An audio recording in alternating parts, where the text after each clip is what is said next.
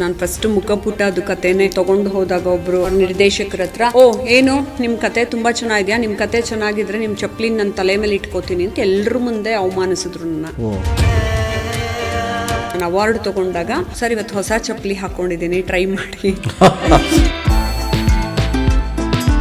Meet ವಿಚಾರ ಹಂಗೆ ಪ್ರಸ್ತಾಪ ಮಾಡಿದ್ರು. ಎಲ್ಲ ಆದ್ಮೇಲೆ ಯಾವಾಗೋ ಪ್ರತಿಭಟಿಸೋದು ಎಷ್ಟು ಸರಿ ಅಂತ. ಇವತ್ತಿನ ದಿನ ನನಗ್ ಬೇಕಾದ್ರೆ 100 ಹೆಸರು ಹೇಳಿ ಅಂದ್ರೆ ಹೇಳ್ತೀನಿ. ಅದೇ 100 ಹೆಸರನ್ನ 10 ವರ್ಷದ ಹಿಂದೆ ಹೇಳೋಣ ಹೇಳಕ್ ಆಗ್ತಿರ್ಲಿಲ್ಲ.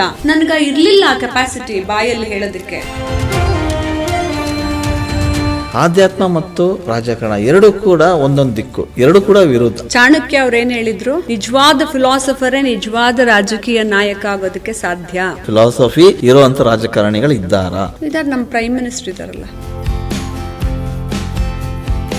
ಟಿಕೆಟ್ಗೋಸ್ಕರನೇ ರೂಪಾಯಿಯವರು ಡೆಲ್ಲಿ ಹೋಗಿ ಕೂತಿದ್ರು, ಲಾಬಿ ಮಾಡ್ತಾ ಇದ್ರು ಅನ್ನೋ ಮಾತಿತ್ತು. ಬೇರೆಯವ್ರು ನನ್ನ ಬಂದು ಹಿಂಗ್ ಸೆಲೆಕ್ಟ್ ಮಾಡಿ ಕೊಡ್ಲಿ ಅಂತ ಕಾಯಲ್ಲ ಸರ್. ವೇದಿಕೆಯಲ್ಲಿ ಮೋದಿ ಸಿನಿಮಾ ಮಾಡ್ತೀನಿ ಅಂತ ಹೇಳಿದ್ದುಂಟು. ಮೀರಾ ಆರ್ಯ ಕ್ಯಾರೆಕ್ಟರ್ನ ನೀವು ನೋಡ್ತಾ ಹೋದ್ರೆ, ನೇತಾಜಿ ಅವರ ಮಹಿಳಾ ಆರ್ಮಿಯಲ್ಲಿ ಗಂಡನ್ನೇ ಸಾಯಿಸಿ ತಾನು ಜೈಲಿಗೆ ಹೋದ್ರೂ ಪರವಾಗಿಲ್ಲ, ನನಗೆ ನೇತಾಜಿ ಮುಖ್ಯ, ದೇಶಕ್ಕೆ ಸ್ವತಂತ್ರ ಸಿಗೋದು ಮುಖ್ಯ ಅಂತ ಒಂದು ದೃಢ ನಿರ್ಧಾರ ಅಂತ ತಗೊಂತಾಳೆ. ಅಲ್ಲಿ ಅವಳು ಟಾರ್ಚರ್ ಕೊಟ್ಟು ಅವಳು ಬ್ರೆಸ್ಟ್ ಕಟ್ ಮಾಡ್ತಾರೆ.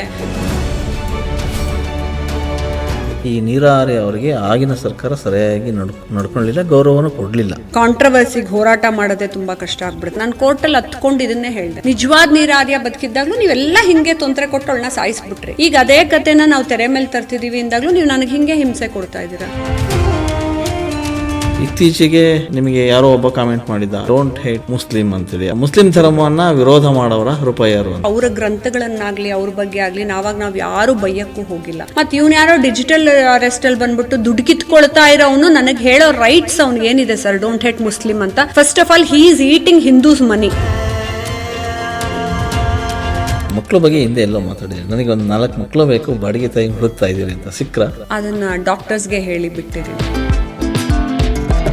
ನೀವು ಸಣ್ಣ ಆಗ್ಬೇಕಲ್ವಾ, ಅದು ಒಂದು ಉತ್ತಮ ಆಹಾರದಿಂದ ಸಣ್ಣ ಆಗ್ಬೇಕಲ್ವಾ. ಪ್ರತಿದಿನ ನಮ್ಮ ಜೀನಿ ಸ್ಲಿಮ್ ನ ಯೂಸ್ ಮಾಡಿ ಯಾವುದೇ ಸೈಡ್ ಎಫೆಕ್ಟ್ ಇಲ್ದಂಗೆ ನೀವು ಸಣ್ಣ ಆಗ್ತೀರಾ. ಕನ್ನಡ ಚಿತ್ರರಂಗದಲ್ಲಿ ಮಹಿಳಾ ನಿರ್ದೇಶಕರು ಕೇವಲ ಬೆರಳಿಕೆ ಸಂಖ್ಯೆ ಅಷ್ಟಿದ್ದಾರೆ. ಆದರೆ ಅಂತಹ ಮಹಿಳಾ ನಿರ್ದೇಶಕರ ಪೈಕಿ ಕೆಲವರು ಮಾತ್ರ ಫೋಕಸ್ ಆಗಿರೋರು, ಕೆಲವರು ಮಾತ್ರ ಸಕ್ಸಸ್ ಕಂಡವರು, ಒಂದಷ್ಟು ನಿರ್ದೇಶಕಿಯರು ಮಾತ್ರ ಸದಾ ಸುದ್ದಿಯಲ್ಲಿರುವಂಥವ್ರು. ಇವತ್ತು ನಮ್ಮ ಪಾಡ್ಕಾಸ್ಟ್ನ ಗೆಸ್ಟ್ ಆಗಿ ಬಂದಿರತಕ್ಕಂಥವರು ಕೂಡ ಮಹಿಳಾ ನಿರ್ದೇಶಕಿ.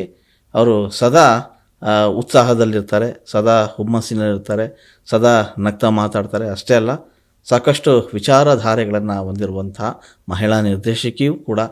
ಸಾಕಷ್ಟು ಸಿನಿಮಾಗಳನ್ನು ಮಾಡಿ ರಾಜ್ಯ ರಾಷ್ಟ್ರ ಮಟ್ಟದಲ್ಲಿ ಗುರುತಿಸ್ಕೊಂಡಿರುವಂತಹ ಮಹಿಳಾ ನಿರ್ದೇಶಕಿ ಬೇರೆ ಯಾರೂ ಅಲ್ಲ, ರೂಪಾ ಅಯ್ಯರ್. ರೂಪಾ ಅಯ್ಯರ್ ನಮ್ಮ ಜೊತೆ ಇದ್ದಾರೆ, ಒಂದಷ್ಟು ಮಾತಾಡ್ತಾ ಹೋಗೋಣ. ನಮಸ್ತೆ ಮೇಡಮ್. ನಮಸ್ತೆ ಸರ್, ಹೇಗಿದ್ದೀರಾ? ನಾವು ಚೆನ್ನಾಗಿದ್ದೀವಿ, ನೀವು ಹೇಗಿದ್ದೀರಿ? ಲಾಂಗ್ ಟೈಮ್, ಎಷ್ಟು ದಿನ ಆಗಿತ್ತು ನಾನು ನಿಮ್ಮನ್ನ ಭೇಟಿ ಮಾಡಿ. ಹೌದೌದು, ತುಂಬಾ ವರ್ಷಗಳಾಗಿತ್ತು. ಬರೀ ಫೋನಲ್ಲಿ ಅಷ್ಟೇ ಮಾತುಕತೆ ನಡೀತಾ ಇತ್ತು. ಈಗ ಲೈವ್ ಅಲ್ಲಿ ಮಾತಾಡೋಣ. I am extremely happy. ನಿಮ್ದು ಪಾಡ್ಕಾಸ್ಟ್ ಎಲ್ಲ ಚೆನ್ನಾಗಿ ಬರ್ತಾ ಇದೆ. Thank you madam. ನೋಡ್ತಾ ಇದ್ದೆ ಆನ್ಲೈನ್ ಅಲ್ಲಿ. ಓಕೆ, ಹೇಗೆ ನಡೀತಾ ಇದೆ ಮೇಡಮ್ ಸಿನಿ ಜರ್ನಿ? ನಾನು ಆಕ್ಚುಲಿ ಬರೀ ಸಿನಿ ಜರ್ನಿ ಅಂತಿಲ್ವಲ್ಲ, ಬೇರೆ ಒಂದು 108 ಕೆಲಸಗಳು ಮಾಡೋದ್ರಿಂದ ಎಲ್ಲ ಕಡೆ ಚೆನ್ನಾಗಿ ನಡೀತೆ. ಬಟ್ ಸಿನಿಮಾದಲ್ಲಿ 2 ವರ್ಷಗಳಿಂದ ಎಫರ್ಟ್ ಹಾಕಿ ನಾನು ಮಾಡಿದಂತಹ ಆಜಾದ್ ಭಾರತ್ ಇನ್ನೇನು 6 ವಾರಗಳಲ್ಲಿ ರಿಲೀಸ್ ಆಗ್ತಾ ಇದೆ, Jan 2ಗೆ. So I am waiting for that. ಪೂರ್ತಿ ಥ್ರೂ ಔಟ್ ಇಂಡಿಯಾ ರಿಲೀಸ್ ಆಗ್ತಾ ಇದೆ. Yes madam. ರೂಪಾ ಅಯ್ಯರ್ ಬಗ್ಗೆ ನಮ್ಮ ಜರ್ನಲಿಸ್ಟ್ಗಳಿಗೆ ಗೊತ್ತು, ನಮಗೆ ವೈಯಕ್ತಿಕವಾಗಿಯೂ ಗೊತ್ತು. ಆದರೆ ಒಂದಷ್ಟು ನಮ್ಮದೇ ಆದಂಥ ಒಂದಿಷ್ಟು ಆಡಿಯನ್ಸ್ ಇದ್ದಾರೆ, ಅವ್ರಿಗೂ ಗೊತ್ತಾಗಲಿ. ರೂಪಾ ಅಯ್ಯರ್ ಅವರ ಬಾಲ್ಯ, ಹುಟ್ಟು, ಶಿಕ್ಷಣ ಹೇಗಾಯಿತು, ಅವರು ಈ ಸಿನಿಮಾ ಇಂಡಸ್ಟ್ರಿ ಬರೋದಕ್ಕೆ ಒಂದು ಪ್ರೇರಣೆ ಅಂತ ಇರುತ್ತೆ, ಅಥವಾ ಒಬ್ಬ ಯಾರಾದರೂ ಮುಖ್ಯ ಕಾರಣ ಅಂತ ಇರ್ತಾರೆ, ಅದು ಯಾರು, ಹೇಗಾಯಿತು ಅಂತ?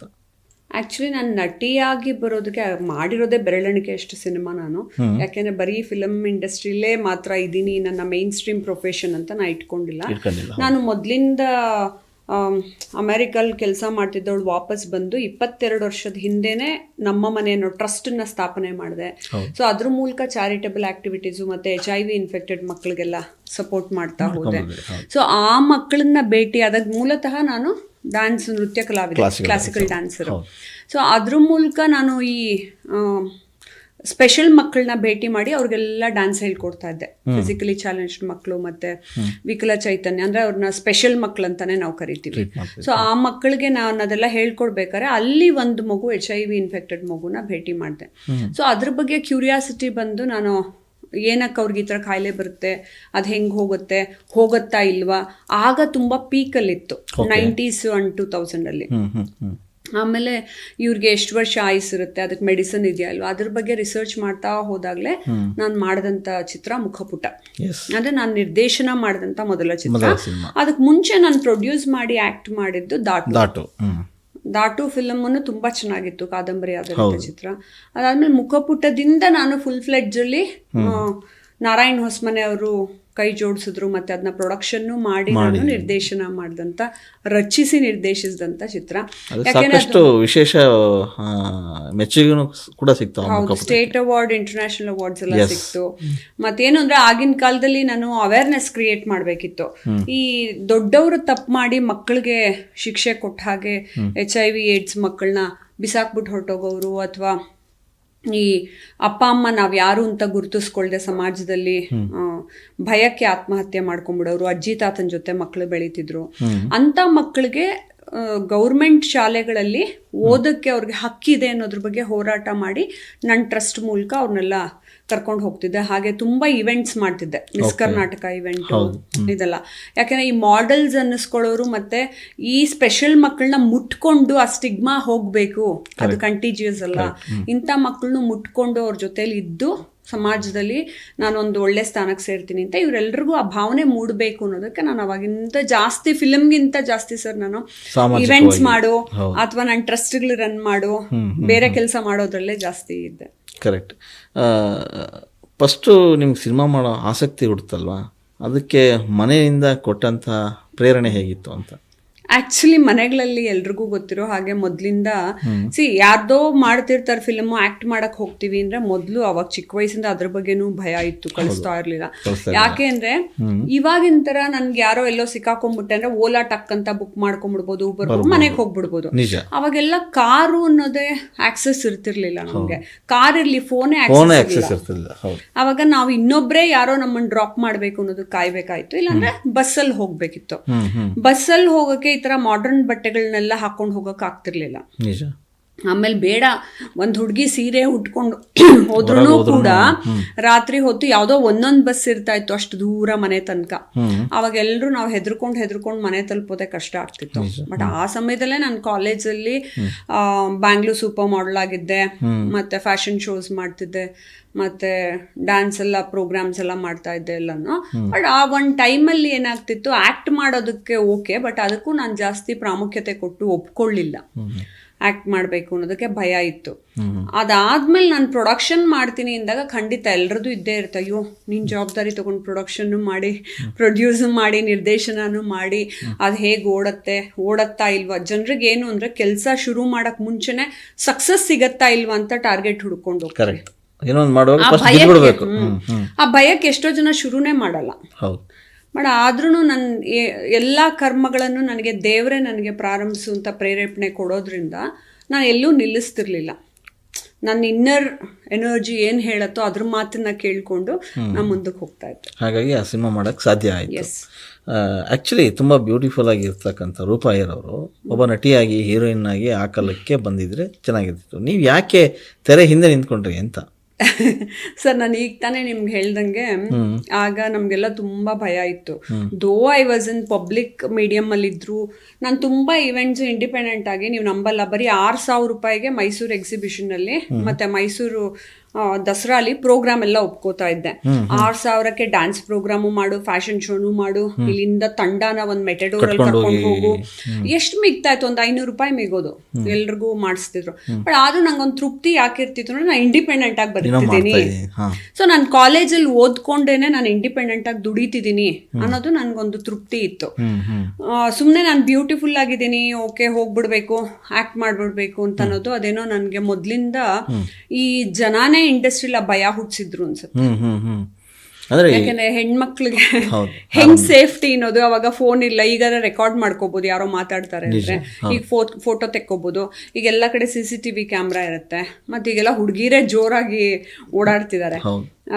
ಆದ್ರೆ ಆಗಿನ ಕಾಲದಲ್ಲಿ ನಮ್ಗೆ, ಆಗಿನ ಕಾಲ ಅಂದ್ರೆ ಎಕ್ಸಾಕ್ಟ್ಲಿ ಒಂದು 15 ವರ್ಷದ ಹಿಂದೆ ಎಲ್ಲ ನಮ್ಗೆ ತುಂಬಾ ಕಷ್ಟ ಇತ್ತು ಇಂಡಿಪೆಂಡೆಂಟ್ ಆಗಿ. ಸದ್ಯ ನಾನು ಒಂದು 2 ವೀಲರ್ ತಗೊಂಡು ನಾನು ಇಂಡಿಪೆಂಡೆಂಟ್ ಆಗಿ ಹೋಗುವಾಗ್ಲೂ ನನ್ನ ಜೊತೆ ತುಂಬಾ ಜನ ಹುಡುಗರು ರೋಡಲ್ಲಿ ಮಿಸ್ಬಿಹೇವ್ ಮಾಡೋದು, ನಮಗೆ ಓವರ್ಟೇಕ್ ಮಾಡಿ ರ್ಯಾಗಿಂಗ್ ಮಾಡೋದು ಅದೆಲ್ಲ ಮಾಡೋರು. ಅದಕ್ಕೆ I always use to feel ನಾನೇ ಒಂದು ನಂದೇನೋ ಚಿಕ್ಕದ್ ಮಾಡ್ಕೊಂಡು ಒಂದೊಂದೇ ಹೆಜ್ಜೆ ಬೆಳ್ಕೊಂಡು ಹೋಗೋದು ಬೆಟರ್. ನಾನು ಇನ್ನೊಬ್ರು ಕೈ ಕೆಳಗೆ ಸಿಕ್ಕಾಕೊಂಡ್ಬಿಟ್ಟಾಗ ಅವ್ರು ಹೇಳ್ದಂಗೆ ನಡ್ಕೋಬೇಕಾಗತ್ತೆ.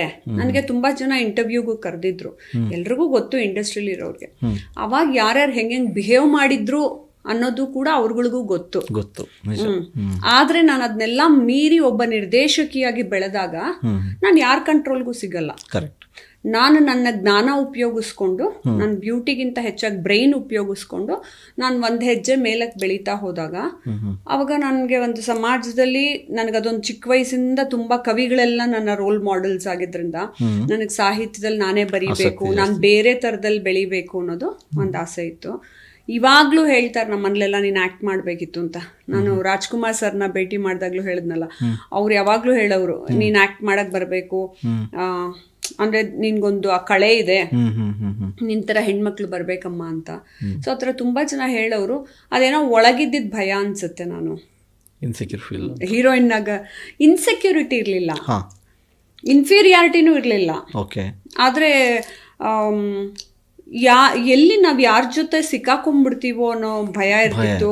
ಅದು ಕೆಲವ್ರು ಹೆಣ್ಮಕ್ಳಿಗೆ ಅದಿರುತ್ತೆ. ಆಕ್ಚುಲಿ ಈಗ ಒಂದು ಮಾತು ಹೇಳಿದ್ರಿ ಮಾತಾಡ್ತಾ, ಅಂದ್ರೆ ನಾನು ನಿರ್ದೇಶಕಿಯ ಆದಾಗ ಯಾರ ಕಂಟ್ರೋಲ್ನಲ್ಲೂ ಇರ್ತಾ ಇರಲಿಲ್ಲ, ಬಟ್ ಹೀರೋಯಿನ್ ಆದಾಗ ನಿರ್ದೇಶಕರ ಕಂಟ್ರೋಲಲ್ಲೂ ಬರ್ತಾ ಇದ್ರು, ಬೇರೆಯವರ ಕಂಟ್ರೋಲಲ್ಲೂ ಬರ್ತಾ ಇದ್ರು. ಆ ಭಯ ಕಾಡ್ತಾ ಇತ್ತು ಬಹುಶಃ. ಆ ಭಯ ಇರ್ತಿತ್ತು. ಮತ್ತೆ ಇನ್ನೊಂದೇನು ಅಂತ ಹೇಳಿದ್ರೆ, ಅವಾಗ ನಮ್ಗೆಲ್ಲ ಗಾಡ್ ಫಾದರ್ ಅಥವಾ ಜೊತೆಗೆ ಯಾರೋ ಒಬ್ರು ಅನ್ನೋದು ಬೇಕಾಗುತ್ತೆ. ನಾವೆಲ್ಲೋ ಓಡಾಡ್ತಿದೀವಿ ಅಂತಂದ್ರೆ ಯಾರೇ ಹೀರೋಯಿನ್ ತಗೊಂಡ್ರು ಮನೇಲೇ ಇರ್ಲಿ, ಅಪ್ಪ ಅಣ್ಣ ಮನೇಲೇ ಇರ್ಲಿ ಅಥವಾ ಅಮ್ಮನೇ ಮನೇಲೇ ಇರ್ಲಿ, ಯಾರೋ ಒಬ್ರದ್ದು ಒಂದು ಸಪೋರ್ಟ್ ಇರುತ್ತೆ, ಮಾರಲ್ ಸಪೋರ್ಟ್ ಆದ್ರೂ. ಆಮೇಲೆ ಅವಾಗಿನ ಕಾಲದಲ್ಲಿ ಹಂಗಿರ್ತಿರ್ಲಿ. ಅವಾಗ ಔಟ್ ಆಫ್ ಸ್ಟೇಷನ್ ಎಲ್ಲ ನಾವು ಶೂಟಿಂಗ್ ಹೋಗ್ಬೇಕು ಅಂತ ಹೇಳಿದ್ರೆ ತುಂಬಾ ದಿನ, ನಮ್ಮ ಗೌರ್ಮೆಂಟ್ ಟೀಚರ್ ಆಗಿದ್ರು, ಅವ್ರು ರಜಾ ಹಾಕ್ಬಿಟ್ಟು ಬರಕ್ ಆಗ್ತಿರ್ಲಿಲ್ಲ. ಸೊ ಈಗ ನಾನೊಬ್ಳೇ ಹೋಗ್ತೀನಿ ಅಂತಂದಾಗ, ನನ್ನ ಜೊತೆ ಯಾರೂ ಇಲ್ಲ ಸಪೋರ್ಟಿಗೆ ಅಂತಂದಾಗ ಆ ಭಯ ಬಂದೇ ಬರುತ್ತೆ. ಹೆಂಗಪ್ಪ ನಾನು ಬೇರೆ ಊರಿಗೆಲ್ಲ ಹೋಗ್ಬೇಕು. ಆಮೇಲೆ ಇನ್ನೊಂದು, ಅವ್ರು ಹೇಳ್ದಂಗೆ ನಾನು ಕಾಸ್ಟ್ಯೂಮ್ಗಳು ಹಾಕೋಬೇಕು, ಅವ್ರು ಹೇಳ್ದಂಗೆ ನಾನು ಆಕ್ಟ್ ಮಾಡಬೇಕು ಅಲ್ಲಂತ. ಅದಕ್ಕೆ ನಾನು ಮುಖಪುಟ ಎಲ್ಲ ಮಾಡ್ಕೊಂಡಿದ್ದು ಹೆಂಗೆ ಅಂದ್ರೆ, ನನಗೆ ಬೇಕಾದಂಗೆ ಕತೆ ಬರ್ಕೊಂಡೆ. ಅದು ಬಿಡಿ, ಅದು ಭಾವುಕತೆ ಹೆಚ್ಚೋದು ಮತ್ತು ಆಟಿಗೆ ಟಚ್ ಆಗೋಂಥ ಮೂವಿ ಕತೆ. ಅದು ನಿಮ್ಮನ್ನು ನೀವು ಮಾಡ್ಕೊಂಡಾಗ ಅದು ನಮಗೆ ಹೇಗೆ ಬೇಕೋ ಆಗ ಮಾಡ್ಕೋಬೋದು, ಇನ್ಕ್ಲೂಡಿಂಗ್ ಡೈಲಾಗ್ಸ್ ನನಗೆ ಹೆಂಗೆ ಬೇಕೋ ಮಾಡ್ಕೋಬೋದು. ಈಗ ನಾನು ಆಜಾದ್ ಭಾರತ್ಗೂ ಅಷ್ಟೇ, ನಂದೇ ಫಿಲಮ್ ಆಗಿರೋದ್ರಿಂದ ಪೇಟ್ರಿಯಾಟಿಕ್ ಫಿಲಮು, ದೇಶಭಕ್ತಿ ಇರೋದಕ್ಕೆ ನಿಜವಾಗೂ ನನ್ನ ವ್ಯಕ್ತಿತ್ವನೇ ತಗೊಂಬಂದಲ್ಲಿ ಹಾಕಿ ಅದೇ ರೀತಿ ಡೈಲಾಗ್ ಬರ್ಕೋಬೋದು. ಅದಕ್ಕೆ ಅದರಲ್ಲಿ ಆ್ಯಕ್ಟ್ ಮಾಡಿದ್ದೀನಿ ತಿರ್ಗಾ. ಓಕೆ, ಈಗ ಫಸ್ಟ್ ಸಿನಿಮಾ ನೀವು ಮಾಡಿದ್ರಿ ದಾಟು ಅಂತ ಮಾಡಿದಾಗ, ಸೊ ಈ ಫಸ್ಟ್ ಸಿನಿಮಾ ಪ್ರೊಡಕ್ಷನ್ ಕೂಡ ನೀವು ಪ್ರೊಡ್ಯೂಸ್ ಮಾಡಿ. ಆ್ಯಕ್ಚುಲಿ ಪ್ರೊಡ್ಯೂಸ್ ಮಾಡೋ ಮುಂಚೆ ಒಂದಿಷ್ಟು ಭಯ ಇರುತ್ತೆ. ವಾಟ್ ನೆಕ್ಸ್ಟ್, ನಾನು ದುಡ್ಡು ಹಾಕ್ತಾಯಿದ್ದೀನಿ, ಸಿನಿಮಾ ಮಾಡ್ತಾಯಿದ್ದೀನಿ, ಇದರ ನಾನು ಸಸ್ಟೈನ್ ಆಗ್ಬೋನೋ ಅಥವಾ ಆಗಕ್ಕಾಗ್ತದೋ ಇಲ್ವೋ ಅನ್ನೋ ಒಂದು ಭಯ. ಸೊ ಅದೇನೋ ಇತ್ತ ನೀವು ಶುರು ಮಾಡಿದಾಗ? ಆ್ಯಕ್ಚುಲಿ ಏನಾಗಿತ್ತು ಗೊತ್ತಾ ಸರ್, ದಾಟು ಫಿಲ್ಮ್ಗೆ ನನ್ನ ಶಿವರುದ್ರಿ ಅವ್ರು ಸೆಲೆಕ್ಟ್ ಮಾಡ್ಕೊಂಡಾಗ, ನಂದು ಮಹಾಮಾಯಿ ಸೀರಿಯಲಲ್ಲಿ ನಾಗಾಭರಣ ಸರ್ ದೇವಿ ಪಾತ್ರದಲ್ಲಿ ನಂದು ಮಾಡಿಸಿದ್ರು. ಅವಾಗ ತುಂಬಾ ಫೇಮಸ್ ಆಗಿತ್ತು ಮಹಾಮಾಯಿ ಎಲ್ಲ ಕಡೆ. ಎಲ್ಲರೂ ಫೋಟೋ ಎಲ್ಲ ಹಂಚ್ಕೊಂಡಿದ್ರು ಅವಾಗ. ಆಮೇಲೆ ಮಹಾಮಾಯದ್ದು ಆದ ತಕ್ಷಣ ಅವರು ದಾಟು ಫಿಲ್ಮ್ಗೆ ನೀವು ಆಕ್ಟ್ ಮಾಡಬೇಕು ಅಂತ ಸೆಲೆಕ್ಟ್ ಮಾಡ್ಕೊಂಡಾಗ ಶೂಟಿಂಗು ಶುರುವಾಯಿತು. ಅಲ್ಲೇನಾಯ್ತು, ಬೇರೆ ಪ್ರೊಡ್ಯೂಸರ್ ಇದ್ದವರು ಮಧ್ಯದಲ್ಲಿ ಬಿಟ್ಟು ಹೊರಟೋದ್ರು. ಯಾರೋ ಒಬ್ರು ಇದ್ರು, 4 ದಿನ ಶೂಟಿಂಗ್ ಆಯ್ತು, ಬಿಟ್ಟು ಹೊರಟೋದ್ರು. ಆವಾಗ ಶಿವರುದ್ರಯ್ಯ ಅವರು, ದತ್ತಣ್ಣ ಸರ್ ಎಲ್ಲ ನಾವು ಜೊತೆಲಿ ಆಕ್ಟ್ ಮಾಡ್ಬೇಕಾದ್ರೆ ಈ ತರ ಫಿಲ್ಮ್ ನಿಂತೋಗ್ತಾ ಇದೆ, ಇಷ್ಟು ಚೆನ್ನಾಗಿದೆ ಕತೆ, ಅದು ಧರ್ಮಕೊಂಡ ಅನ್ನೋದೊಂದು ಕತೆನ, ಕಾದಂಬರಿನ ತಗೊಂಡು ದಾಟು ಅಂತ ಆಮೇಲೆ ಹೆಸರು ಚೇಂಜ್ ಮಾಡ್ತಾರೆ. ರಂಗನಾಯಕಿ ಚಿತ್ರ ಬರೆದಂತ ಸಾಹಿತಿಗಳು ಬರೆದಂತ ಕತೆ ಅದು. ಸೊ ಅಷ್ಟು ಅದು ತುಂಬಾ ಒಂಥರ ಸ್ಟ್ರಾಂಗ್ ಕತೆ ಇದ್ದಂತ ಕಂಟೆಂಟು ಸಿನಿಮಾ. ಅದಕ್ಕೆ ಅವಾಗ ನಿಂತೋಗುತ್ತಲ್ಲ ಅಂತ ಅಂದ್ಬಿಟ್ಟು ನಾನು ಶುರು ಮಾಡಿದ್ದಕ್ಕೆ ಓಕೆ ನಾನೇ ಇನ್ವೆಸ್ಟ್ ಮಾಡಿದೆ. ಹಾಗೆ ಅದು ಕೂಡ ಅನ್ಎಕ್ಸ್ಪೆಕ್ಟೆಡ್ ಆಗಿ ನಿರ್ಮಾಪಕಿ ಫಸ್ಟ್ ಬಾಲಲ್ಲೇ 6 ಹೊಡೆದಂಗೆ ಫಸ್ಟ್ ಟೈಮೇ ನೀವು ನಿರ್ಮಾಪಕಿಯಾಗಿ ಎಂಟ್ರಿ ಕೊಟ್ರಿ. ಸೊ ಮುಂದಿನ ದಿನಗಳಲ್ಲಿ ಸಿನಿಮಾ ಫೀಲ್ಡಲ್ಲಿ ಮುಂದುವರಿಬೇಕು ಅನ್ನೋ ಆಸಕ್ತಿಯನ್ನು ಕೂಡ ತೋರಿಸ್ತೀರಾ. ಸೊ ನಿಮಗೆ ಅನಿಸ್ತಾ ಸಿನಿಮಾ ಇದು ಸುಲಭ ಅಂತ? ಅಯ್ಯೋ ಸಿನಿಮಾ ತುಂಬ ಕಷ್ಟ. ಇವತ್ತಿಗೂ ನಾವು ಅಮ್ಮ ಹೇಳ್ತಿರ್ತಾರೆ ನಿನ್ಗೆ ಯಾಕೆ ಬೇಕು ಅಂತ. ನಮ್ಮ ಮನೇಲಿ ಹಸ್ಬೆಂಡ್ ಮನೇಲೂ ಅದೇ ಹೇಳ್ತಾರೆ, ಇಲ್ಲೂ ಅದೇ ಹೇಳ್ತಾರೆ, ನಿನ್ಗೆ ಯಾಕೆ ಬೇಕು. ಯಾಕೆ ಗೊತ್ತಾ, ಫಿಲಮ್ ಇಂಡಸ್ಟ್ರಿಲಿ ಒಂದು ಡಿಪಾರ್ಟ್ಮೆಂಟ್ ನೋಡ್ಕೊಳ್ಳೋದು ಸುಲಭ, ನಿರ್ದೇಶಕಿ ನಿರ್ಮಾಪಕಿ ಆದ್ರೆ ಎಲ್ಲಾ ಡಿಪಾರ್ಟ್ಮೆಂಟು ನೋಡಿ ಆ ಫಿಲಮ್ ಮುಗಿಸಿ ಸೆನ್ಸಾರ್ ಅವ್ರ ಹತ್ರನೂ ಹೋರಾಟ ಮಾಡಿ ಹತ್ತು ಕರೆದು ನಾನು ಯು ತಗೊಂಡು ಅಥವಾ UA ಬಿಲೋ 13 ಅಬೋ 13 ತಗೊಂಡು ಅದನ್ನ ರಿಲೀಸ್ ಮಾಡಿ ಥಿಯೇಟರ್ಗೆಲ್ಲ ತಗೊಂಡು ಹೋಗೋದು. ಅದನ್ನ ಚಂದ್ರ ಫಿಲಮ್ ಅಲ್ಲಿ ಅನುಭವಿಸ್ಬಿಟ್ಟೆ. ಒಂದು ಥಿಯೇಟರ್ ಅಲ್ಲಿ ರಿಲೀಸ್ ಮಾಡೋದಿದೆಯಲ್ಲ ಫಿಲಮ್ ತುಂಬಾ ಕಷ್ಟ. ಯಾಕೆಂದ್ರೆ ಕನ್ನಡಿಗರು ಅಂತ ಹೇಳ್ತಾರೆ, ಕನ್ನಡ ಫಿಲಮ್ನೇ ನೋಡೋದಕ್ಕೆ ಥಿಯೇಟರ್ ಅಲ್ಲಿ. ಚಂದ್ರ ಫಿಲಮ್ ಹಂಗೆ ಆಯ್ತು. ನಾನು ಮಂಡ್ಯನೇ ಎಕ್ಸಾಂಪಲ್ ತಗೊಂಡು ಹೇಳ್ತೀನಿ. ನಾನು ಮಂಡ್ಯ ದೌಳ ಆಗಿರೋದ್ರಿಂದ, ನಾನು ಮಂಡ್ಯ ಹುಡುಗಿ ಆಗಿದ್ರು ಮಂಡ್ಯಲ್ಲಿ ರಿಲೀಸ್ ಮಾಡಿದ್ರೆ ತಕ್ಷಣ ನಮ್ಮ ಫಿಲಮ್ನ ತೆಗೆದ್ಬಿಟ್ಟು ತಮಿಳ್ ಫಿಲಮ್ ಹಾಕಿದ್ದಾರೆ ನೋಡಿ. ಹೇಳ್ಕೊಳಕ್ಕೆ ಕನ್ನಡದವರು. ನೀವು ಇನ್ಯಾವ ರೀತಿ ಕನ್ನಡಿಗರು ಹೋರಾಟ ಮಾಡಬೇಕು ಅನ್ನೋದನ್ನ ಹೇಳಿ. ಸೊ ನಾನು ಆವಾಗ ಎಷ್ಟು ಮನ ನೊಂದ್ಕೋತೀವಿ ಅಂತಂದ್ರೆ, ಫರ್ಗೆಟ್ ಅಬೌಟ್ ಮನಿ, ದೇವ್ರು ಇನ್ನೊಂದು ರೂಟಲ್ಲಿ ನನಗೆ ಕೊಡ್ತಾನೆ, ಇನ್ನೊಂದು ಕಡೆ ಎಲ್ಲೋ ಗೆದ್ಕೋತೀವಿ. ಆದರೆ ನೀವು ಅಷ್ಟು ಕಷ್ಟಪಟ್ಟು ಒಳ್ಳೇದು ಮಾಡಿದ್ದಾಗ್ಲೂ ಸಿನ್ಸಿಯಾರಿಟಿ, ಇವಾಗ 1 ವೀಕ್ಗೆ ಅಂತ ನಾವು ಬಾಡಿಗೆಗೆ ತಗೋತೀವಿ ಥಿಯೇಟರ್ಸ್ ಎಲ್ಲ. ಸೊ ನಾವೇನಲ್ಲಿ ಬಂದು ನೋಡಲ್ಲ ಅಂತ ಬದಲಾಯಿಸ್ತಾರೆ ನೋಡಿ, ಅದು ತುಂಬ ತಪ್ಪು ಅದ್ರಲ್ಲ. ಇದು ತುಂಬ ಹೋರಾಟ ಮಾಡಿದ್ವಿ ಆಮೇಲೆ ಇಂಡಸ್ಟ್ರಿಲಿ, ಬಟ್ ಅದೆಲ್ಲ ಸರಿ ಹೋಗೋದೇ ಕಷ್ಟ. ಬಟ್ ಫಿಲಮ್ ಮಾಡ್ತೀನಿ ಅಂತ ಬಂದಾಗ ನೀವು ಹೇಳ್ದಂಗೆ ಮನೆಯಲ್ಲಿ ಎಲ್ರಿಗೂ ಅದು ಭಯ ಇರುತ್ತೆ, ನನಗೂ ಭಯ ಇದೆ. ಫೈನಾನ್ಷಿಯಲಿ ಏನಾಗುತ್ತೆ, ಅದ್ರ ಜೊತೆಗೆ ಎಷ್ಟು ಎಫರ್ಟ್ ಹಾಕಬೇಕು, ಕಷ್ಟಪಟ್ಟು ಮಾಡಬೇಕು. ತುಂಬ ಟೈಮ್ ಕನ್ಸ್ಯೂಮಿಂಗ್ ಸರ್. ಅದಕ್ಕೆ ನಾನು ಬೆರಳೆಣಿಕೆ ಅಷ್ಟೇ ಚಿತ್ರಗಳನ್ನ ಮಾಡಿರೋದು. ಯಾಕೆ ನನಗೆ ಬೇರೆ ಕಂಪ್ನೀಸ್ ರನ್ ಮಾಡ್ತೀನಿ, ಟ್ರಸ್ಟ್ಗಳು ರನ್ ಮಾಡ್ತೀನಿ, ಬೇರೆ ಯಾವುದೋ ಹೋರಾಟ ಇದ್ದರೆ ಆ ಹೋರಾಟಕ್ಕೆ ಓಡೋಟೋಗ್ತಿರ್ತೀನಿ, ಅಥವಾ ನಾನೇ ಹುಟ್ಟಾಕೊಂಡು ಒಂದಷ್ಟು ಹೋರಾಟಗಳನ್ನ ಮಾಡ್ಕೋತಿರೋದ್ರಿಂದ ಫಿಲಮ್ ಮಾಡೋಕ್ಕೆ ಏನಾಗುತ್ತೆ ಅಂದರೆ, ಕೈ ಹಾಕಿದ್ರೆ 1 ವರ್ಷ ಇನ್ವೆಸ್ಟ್ ಮಾಡಬೇಕು. ಕರೆಕ್ಟ್, ಅದಕ್ಕೆ ಸೀಮಿತ ಇಟ್ಬಿಡೋಕ್ಕಾಗೋದು. ನೀವು ಆರಂಭದಲ್ಲಿ ಸಿನಿಮಾ ಅಂತ ಮಾಡ್ತೀರಿ, ಮಾಡಿದಾಗ ಒಂದಷ್ಟು ಅಲ್ಲಿ ಏಳು ಬೆಳಗುಗಳನ್ನ ಕೂಡ ಕಾಣ್ತೀರಿ. ನಿಮಗೆ ಅನಿಸ್ತಾ ಸಿನಿಮಾ ಆಯ್ಕೆ ನಾನು ರೈಟ್ ಅಥವಾ ರಾಂಗ್ ಅಂತ ಅನಿಸ್ತಾ ನಿಮ್ಗೆ ಯಾವತ್ತಾದರೂ? ಸರ್ ನಾನು ಯಾವಾಗಲೂ ಹಂಗೆ ಯೋಚಿಸೋಕೆ ಹೋಗಲ್ಲ. ಏನಂದ್ರೆ ಆಮ್ ಸ್ಪಿರಿಚುವಲ್ ಪರ್ಸನ್ ಆಗಿರೋದ್ರಿಂದ ನನಗೆ ಆಧ್ಯಾತ್ಮಿಕವಾಗಿ ದೇವರು ನನ್ನನ್ನು ಯಾವ ಕಡೆಗೆ ಪುಷ್ ಮಾಡ್ತಾನೆ, ಮತ್ತು ನಾನು ಜ್ಯೋತಿಷ್ಶಾಸ್ತ್ರದಲ್ಲೂ ಕೂಡ ನೋಡ್ತಾ ಹೋದಾಗ ನನಗೆ ಯಾವ ಗ್ರಹ ಎಲ್ಲಿಗೆ ಪುಷ್ ಮಾಡುತ್ತೆ, ಜ್ಞಾನ ಕೊಟ್ಟು ನನ್ನನ್ನು ಈ ಕರ್ಮಗಳನ್ನು ಮುಗಿಸು ಅಂತ ಕಳಿಸಿದಾಗ ನಾನು ಐ ಡೋಂಟ್ ಮೈಂಡ್. ಇವಾಗ ನಾನು ಜೈಲ್ ಕೈದಿಗಳ ಜೊತೆನೂ ಒಂದಷ್ಟು ರಿಹ್ಯಾಬಿಲಿಟೇಷನ್ ಪ್ರೋಗ್ರಾಮ್ ಮಾಡಿದಾಗ ಅದಕ್ಕೂ ಜನ ಹೆದರ್ಕೊಂಡು, ಅಯ್ಯೋ ಕೈದಿಗಳೇ ನಿನಗೆ ಫೋನ್ ಮಾಡ್ತಾರೆ ಅಂದರು. HIV ಮಕ್ಕಳ ಜೊತೆ ಕೆಲಸ ಮಾಡ್ಬೇಕಾದ್ರೆ ಎಲ್ಲರೂ ಹೆದರ್ಕೊಂಡ್ರು, HIV ಮಕ್ಕಳನ್ನೆಲ್ಲ ಮುಟ್ಟಿಸ್ಕೋತಿದ್ಯಾ, ಟೆಸ್ಟ್ ಮಾಡಿಸ್ಕೋ ಅಂತ. ಸರಿ, ನೀವು ಯಾವ ಫೀಲ್ಡ್ ಹೋದ್ರೂ ಹೆದರಿಸ್ತಾರೆ. ನೀನು ಒಳ್ಳೇದ್ ಮಾಡಿದ್ರು ಹೆದರಿಸ್ತಾರೆ, ಕೆಟ್ಟದ್ ಮಾಡಿದ್ರು ಹೆದರಿಸ್ತಾರೆ. ಆದ್ರೆ ನಾನು I believe in my inner call. ನಾನು ಪೂಜೆ ಮಾಡ್ಬೇಕಾದ್ರೆ ಅಥವಾ ನಾನು ಕೂತ್ಕೊಂಡು ಧ್ಯಾನ ಮಾಡ್ಬೇಕಾದ್ರೆ ನನಗೆ ದೇವ್ರು ಏನೇನು ಆಜ್ಞೆನ ಕೊಡ್ತಾ ಹೋಗ್ತಾನೋ ಅದನ್ನ ಮಾಡ್ತಾ ಹೋಗ್ತೀನಿ ನಾನು. ಅದ್ರಲ್ಲಿ ನಾನು ಗೆಲ್ತೀನಿ ಸೋಲ್ತೀನಿ ಸೆಕೆಂಡ್ರಿ. ನನ್ನ ಹೋದ್ ಜನ್ಮದ ಪೆಂಡಿಂಗ್ ಕರ್ಮಗಳನ್ನ ನಾನು ಒಂದೊಂದೇ ಮುಗಿಸ್ಕೊಂಡು ಹೋಗ್ಬೇಕು.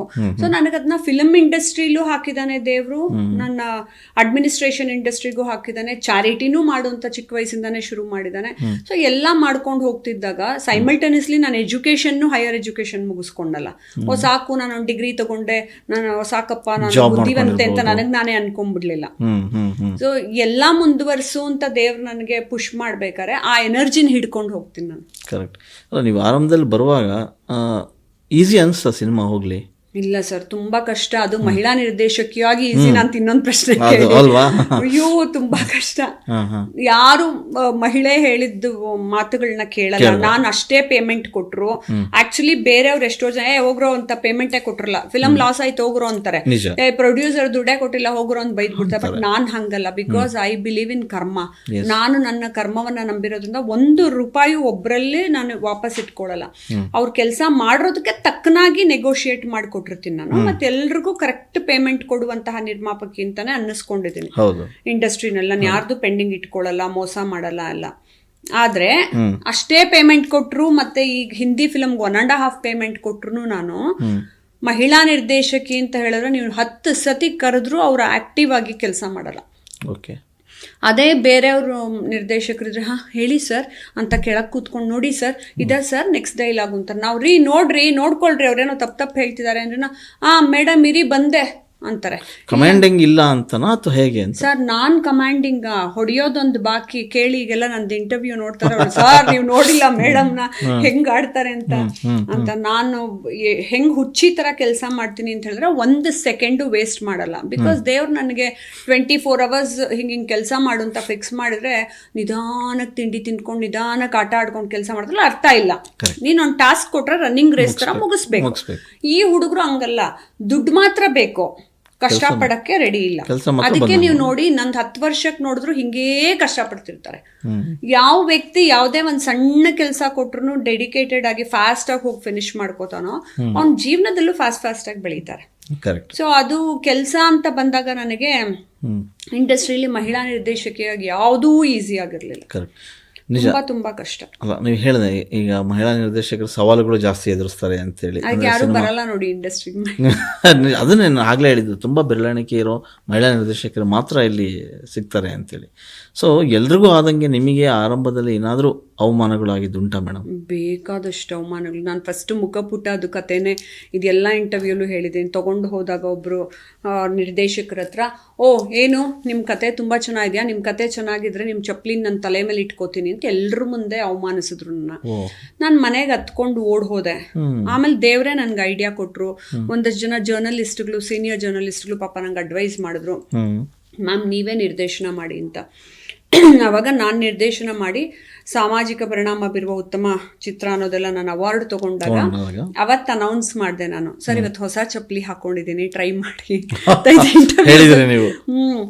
ಆತರ ಅದು ಒಂದು ಅವಮಾನ, ಒಂದು ಚಿಕ್ಕದು. ಆತರ 108 ಅವಮಾನಗಳು ಮಾಡಿದ್ದಾರೆ. ಅಯ್ಯೋ ಅದು ನಾನು ಲೆಕ್ಕಕ್ಕೆ ಇಟ್ಕೊಳ್ಳಲ್ಲ. ಬಿಕಾಸ್ ನನ್ನ ಟಾರ್ಗೆಟ್ ಅಲ್ಲಿ ವಾಕ್ ಮಾಡಬೇಕು ಅಂದ್ರೆ ಇವ್ರುಗಳೆಲ್ಲ ಏನ್ ಮಾಡ್ತಿರೋ ಅಂತಿರ್ತಾರೆ. ಸೊ ಅದನ್ನ ನಾನು ಧರ್ಮದಿಂದ ನಡೀತಿರೋದ್ರಿಂದ ಅವ್ರು ಡಿಸ್ಟ್ರಾಕ್ಟ್ ಮಾಡಕ್ಕೆ ಅಂತಾನೆ ಬರ್ತಾರೆ ನಮ್ಮನ್ನ. ಓಹೋ ಒಬ್ಬ ಮಹಿಳೆ ಏನ್ ಮಹಾ ಮಾಡಕ್ ಸಾಧ್ಯ, ಅವಳೇನ್ ಮಾಡ್ತಾಳೆ ಹಂಗಂತ ನಾನೇನ್ ಹಿಂಗ್ ಹೋಗಿ ರೀಚ್ ಆಗಿ ತೋರಿಸ್ಬೇಕು ಅಂತಿಲ್ಲ. I am good at my field. ನಾನೊಂದು ಧರ್ಮದಿಂದ ನ್ಯಾಯದಿಂದ ಗೌರವಾನ್ವಿತವಾಗಿ ಬದುಕ್ತಾ ಇದ್ದೀನಿ. ಸೊ ಅವಾಗ ನನ್ಗೆ ಯಾರ್ದು ಇವ್ರದೆಲ್ಲ ಸರ್ಟಿಫಿಕೇಟ್ ಬೇಡ. ನಾನು ಎಜುಕೇಷನರಿ ಸರ್ಟಿಫಿಕೇಟ್ ಇದೆ, ದೇವರಿಂದ ನನ್ನ ಸರ್ಟಿಫಿಕೇಟ್ ಇದೆ, ನನ್ನ ಮಾನವೀಯತೆಯಲ್ಲಿ ಸರ್ಟಿಫಿಕೇಟ್ ಇದೆ, ಅದೆಲ್ಲ ಇರುತ್ತೆ.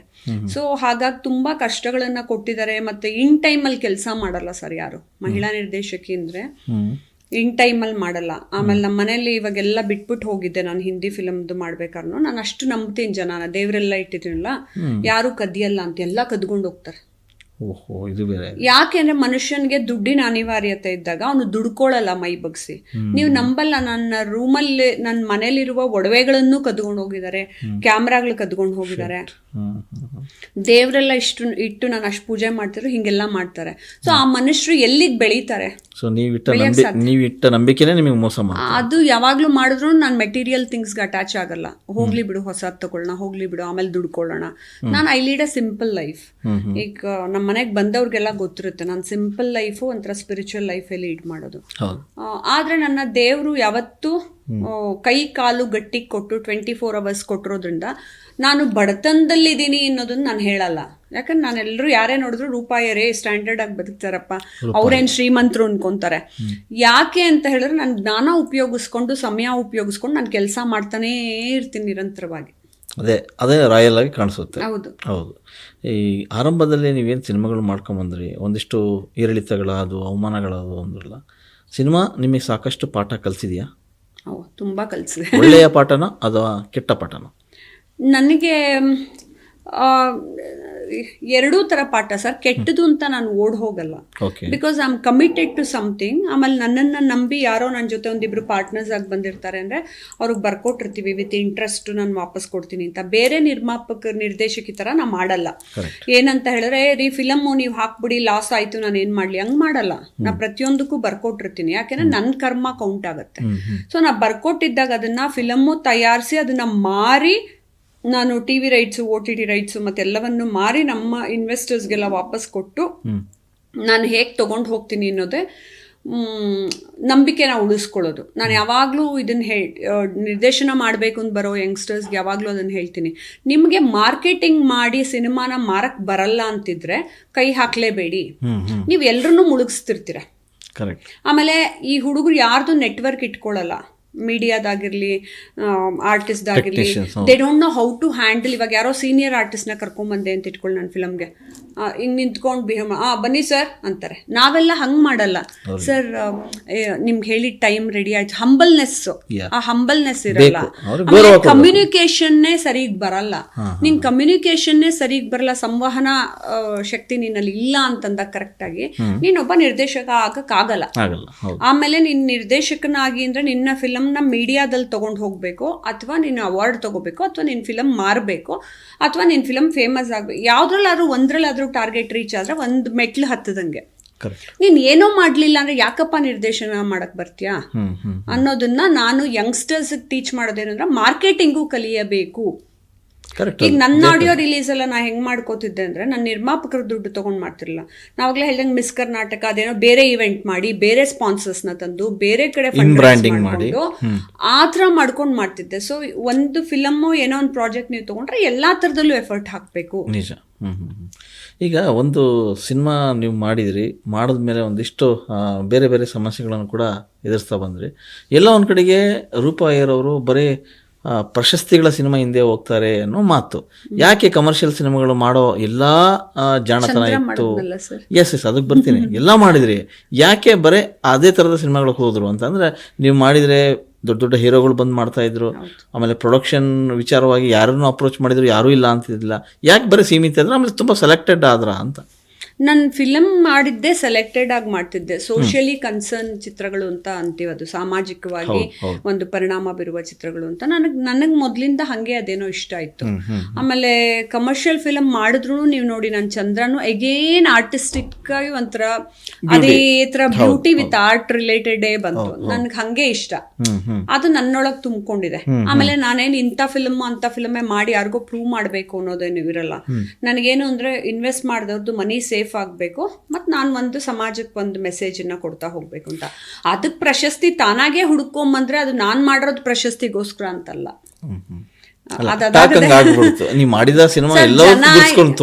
ಇವನ್ ಚಂದ್ರಾಗುನು ಬೆಸ್ಟ್ ಕ್ಯಾಮ್ರಾಮನ್ ಎಲ್ಲ ಅವಾರ್ಡ್ಗಳು ಬಂತು. ಎಲ್ಲ ನಂದು ಪ್ರೀವಿಯಸ್ ಕಲರ್ಸ್ ಫಿಲಮ್ಗಂತೂ 45 ಇಂಟರ್ನ್ಯಾಷನಲ್ ಅವಾರ್ಡ್ಸ್ ಎಲ್ಲಾ ದೇಶಗಳಲ್ಲೂ. ಹಂಗಂತ ನಾನ್ ಹುಡುಕೊಂಡು ಹೋಗದೆ ಹೋದ್ರು ಅದಾಗದೆ ಬರುವಂತಹ ಇದನ್ನ ಅದು ಇಟ್ಕೊಂಡಿದ್ರೆ ನಾನು ಅದಕ್ಕೆ ಮಾಡಿದೆ ಅನ್ನೋದಲ್ಲ. ಅದನ್ನು ನೋಡಿ, ಇವಾಗ ಏನ್ ಫ್ಲೈಟ್ ಕ್ರಾಶ್ ಅಲ್ಲಿ ಅಹಮದಾಬಾದ್ ಅಲ್ಲಿ ಒಬ್ರು ಸರ್ವೈವ್ ಆದ್ರಲ್ಲ, ಇದೇ ಫಿಲ್ಮ್ ನಾನು 8 ವರ್ಷ ಹಿಂದೆನೆ ಮಾಡಿದೆ. ಫ್ಲೈಟ್ ಕ್ರಾಶ್ ಅಲ್ಲಿ ಒಂದೇ ಒಂದ್ ಮಗು ಸರ್ವೈವ್ ಆಗುತ್ತೆ ಕಲರ್ಸ್ ಅಲ್ಲಿ.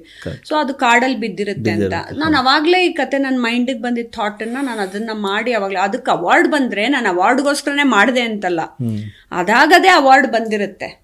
ಮತ್ತೆ ಇನ್ನೊಂದೇನು ಅಂದ್ರೆ ಜನ ಎಲ್ಲದಕ್ಕೂ ಅಂತಾರೆ, ನೀವೇನ್ ಮಾಡಿದ್ರು ನೀವು ನಂಬಲ್ಲ. ನಾನು ದೊಡ್ಡ ಬಿಂದಿ ಇಟ್ಕೊಳ್ತಾ ಇದ್ದೆ ಚಿಕ್ಕ ವಯಸ್ಸಲ್ಲಿ. ಏನ್ ಮೇಡಮ್ ಮಾರಮ್ಮ ತರ ಇಟ್ಕೊಂಡ್ಬರ್ತೀರಾ ಅಂತಾರೆ.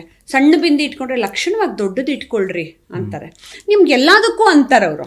ಆಕ್ಚುಲಿ ನನಗಿಷ್ಟ, ನಾನು ಟ್ರೆಡಿಷನಲಿ ದೊಡ್ಡದಾಗಿ ಇಟ್ಕೋಬೇಕು ಅಂತ. ಈ ಜನ ಏನು ಅಂತ ಹೇಳಿದ್ರೆ, ನೀವು ಟ್ರೆಡಿಷನಲ್ ಆಗಿದ್ರು ತಪ್ಪು, ಮಾಡರ್ನ್ ಆಗಿದ್ರು ತಪ್ಪು, ನೀನ್ ಅವ್ರ ಕಣ್ಣಿಗೆ ಕಾಣೋ ರೀತಿ ಇರ್ಬೇಕು ಅಂದ್ರೆ ಅವ್ರವ್ರ ಹೆಂಡತಿರ್ನ ಅವ್ರ ಕಣ್ಣಿಗೆ ಕಾಣೋಂಗ್ ಇಟ್ಕೋಬೇಕು. ಮಿಕ್ಕಿದವ್ರಿಂದ ಯಾಕೆ ಎಕ್ಸ್ಪೆಕ್ಟ್ ಮಾಡ್ತಾರೆ? ಆಮೇಲೆ ನಾನ್ ಟ್ರೆಡಿಷನಲ್ ಆಗೇ ಬದುಕೊಂಬಂದವಳು, ಅದಕ್ಕೂ ಅಂತಾರೆ ಮೇಡಮ್ ಹಿಂಗೆ ಹಾಕಿದ್ರೆ ಯಾಕೆ ರುದ್ರಾಕ್ಷಿ ಹಾಕೋತೀರಾ ಅಂತ ಹೇಳ್ತಾರೆ. ಅವ್ರ ಮನೆಯಲ್ಲಿ ಟ್ರೆಡಿಷನಲ್ ಆಗಿ ಇಲ್ಲ ಅಂದ್ರೂ ಅಂತಾರೆ. ಇವರೆಲ್ಲ ಬೇರೆಯವ್ರಿಗೆ ಕಾಮೆಂಟ್ ಮಾಡ್ತಾ ಹೋದ್ರೆ ಇವ್ರ ಜೀವನ ಯಾವಾಗ ಸುಧಾರಿಸ್ಕೋತಾರೆ ಅಂತ. ಕರೆಕ್ಟ್. ನೀವು ಚಂದ್ರ ಅಂತ ಒಂದು ಸಿನಿಮಾ ಮಾಡಿದ್ರಿ, ಅದು ಬಿಗ್ ಕಮರ್ಷಿಯಲ್ ಮೂವಿ ಕೂಡ. ಯಾಕಂದ್ರೆ ಪ್ರಭಾಸ್, ತ್ರಿಷಾ ಅವ್ರನ್ನ ಕರೆಸಿದ್ರಿ, ನಮ್ಮ ಪ್ರೇಮ್ ಇದ್ರು, ಸಾಕಷ್ಟು ಶ್ರೇಯಾ ಶರಣ ಎಲ್ಲ ಇದ್ರು, ಸಾಕಷ್ಟು ಜನ ಪ್ರಭಾಸ್ ನಟಿರು ಕೂಡ ಅದರಲ್ಲಿ. ಹೌದು. ಯಾಕಂದ್ರೆ ನಿಮ್ಮ ವೃತ್ತಿ ಜೀವನದಲ್ಲಿ ಅದೊಂದು ಬಿಗ್ ಬಜೆಟ್ ಸಿನಿಮಾ. ಸೊ ಅದು ಫೈನಾನ್ಷಿಯಲಿ ವರ್ಕ್ ಆಯ್ತಾ ಮೇಡಮ್? ಅದು ಎಸ್ ಸರ್, ನಾನು ಕನ್ನಡ ತಮಿಳ್ ಮಾಡಿದ್ರಿಂದ ನಂಗೆ ಟಿವಿ ರೈಟ್ಸ್ ಅಲ್ಲೇ ಅದಕ್ಕಿಂತ ಲಾಭದ ಸಮೇತನೇ ಬಂತು, ಎರಡರದ್ದು ಸೇರಿ. ಸೊ ನಾನು ಪಿಚ್ ಮಾಡ್ಬೇಕಾದ್ರೆ ನಾನು ಶ್ರೇಯಾ ಸರಣ್ಣ, ವಿವೇಕ್ನ, ವಿಜಯ್ ಕುಮಾರ್ ಸರ್, ನೀವು ನಂಬಲ್ಲ ಪಾಪ ಯಶ್ ಸರ್ ಅವಾಗ ಫ್ರೀಯಾಗಿ ಬಂದು ಗೆಸ್ಟ್ ಅಪಿಯರೆನ್ಸ್ ಮಾಡಿದ್ರು. ಸೊ ಎಲ್ಲರೂ ಆಕ್ಟ್ ಮಾಡಿದಾಗ ನಾನು ಅದನ್ನ ಆ ಪ್ಲಾನ್ ಮಾಡೇ ಬೈಲಿಂಗ್ ವಿಲ್ ಮಾಡ್ಕೊಂಡೆ. ಸೊ ವರ್ಕೌಟ್ ಆಗ್ಲಿ, ನಾವು ಸೇಫ್ ಆಗ್ಬೇಕು ಇನ್ವೆಸ್ಟ್ ಮಾಡಿದವರು ಅಂತ.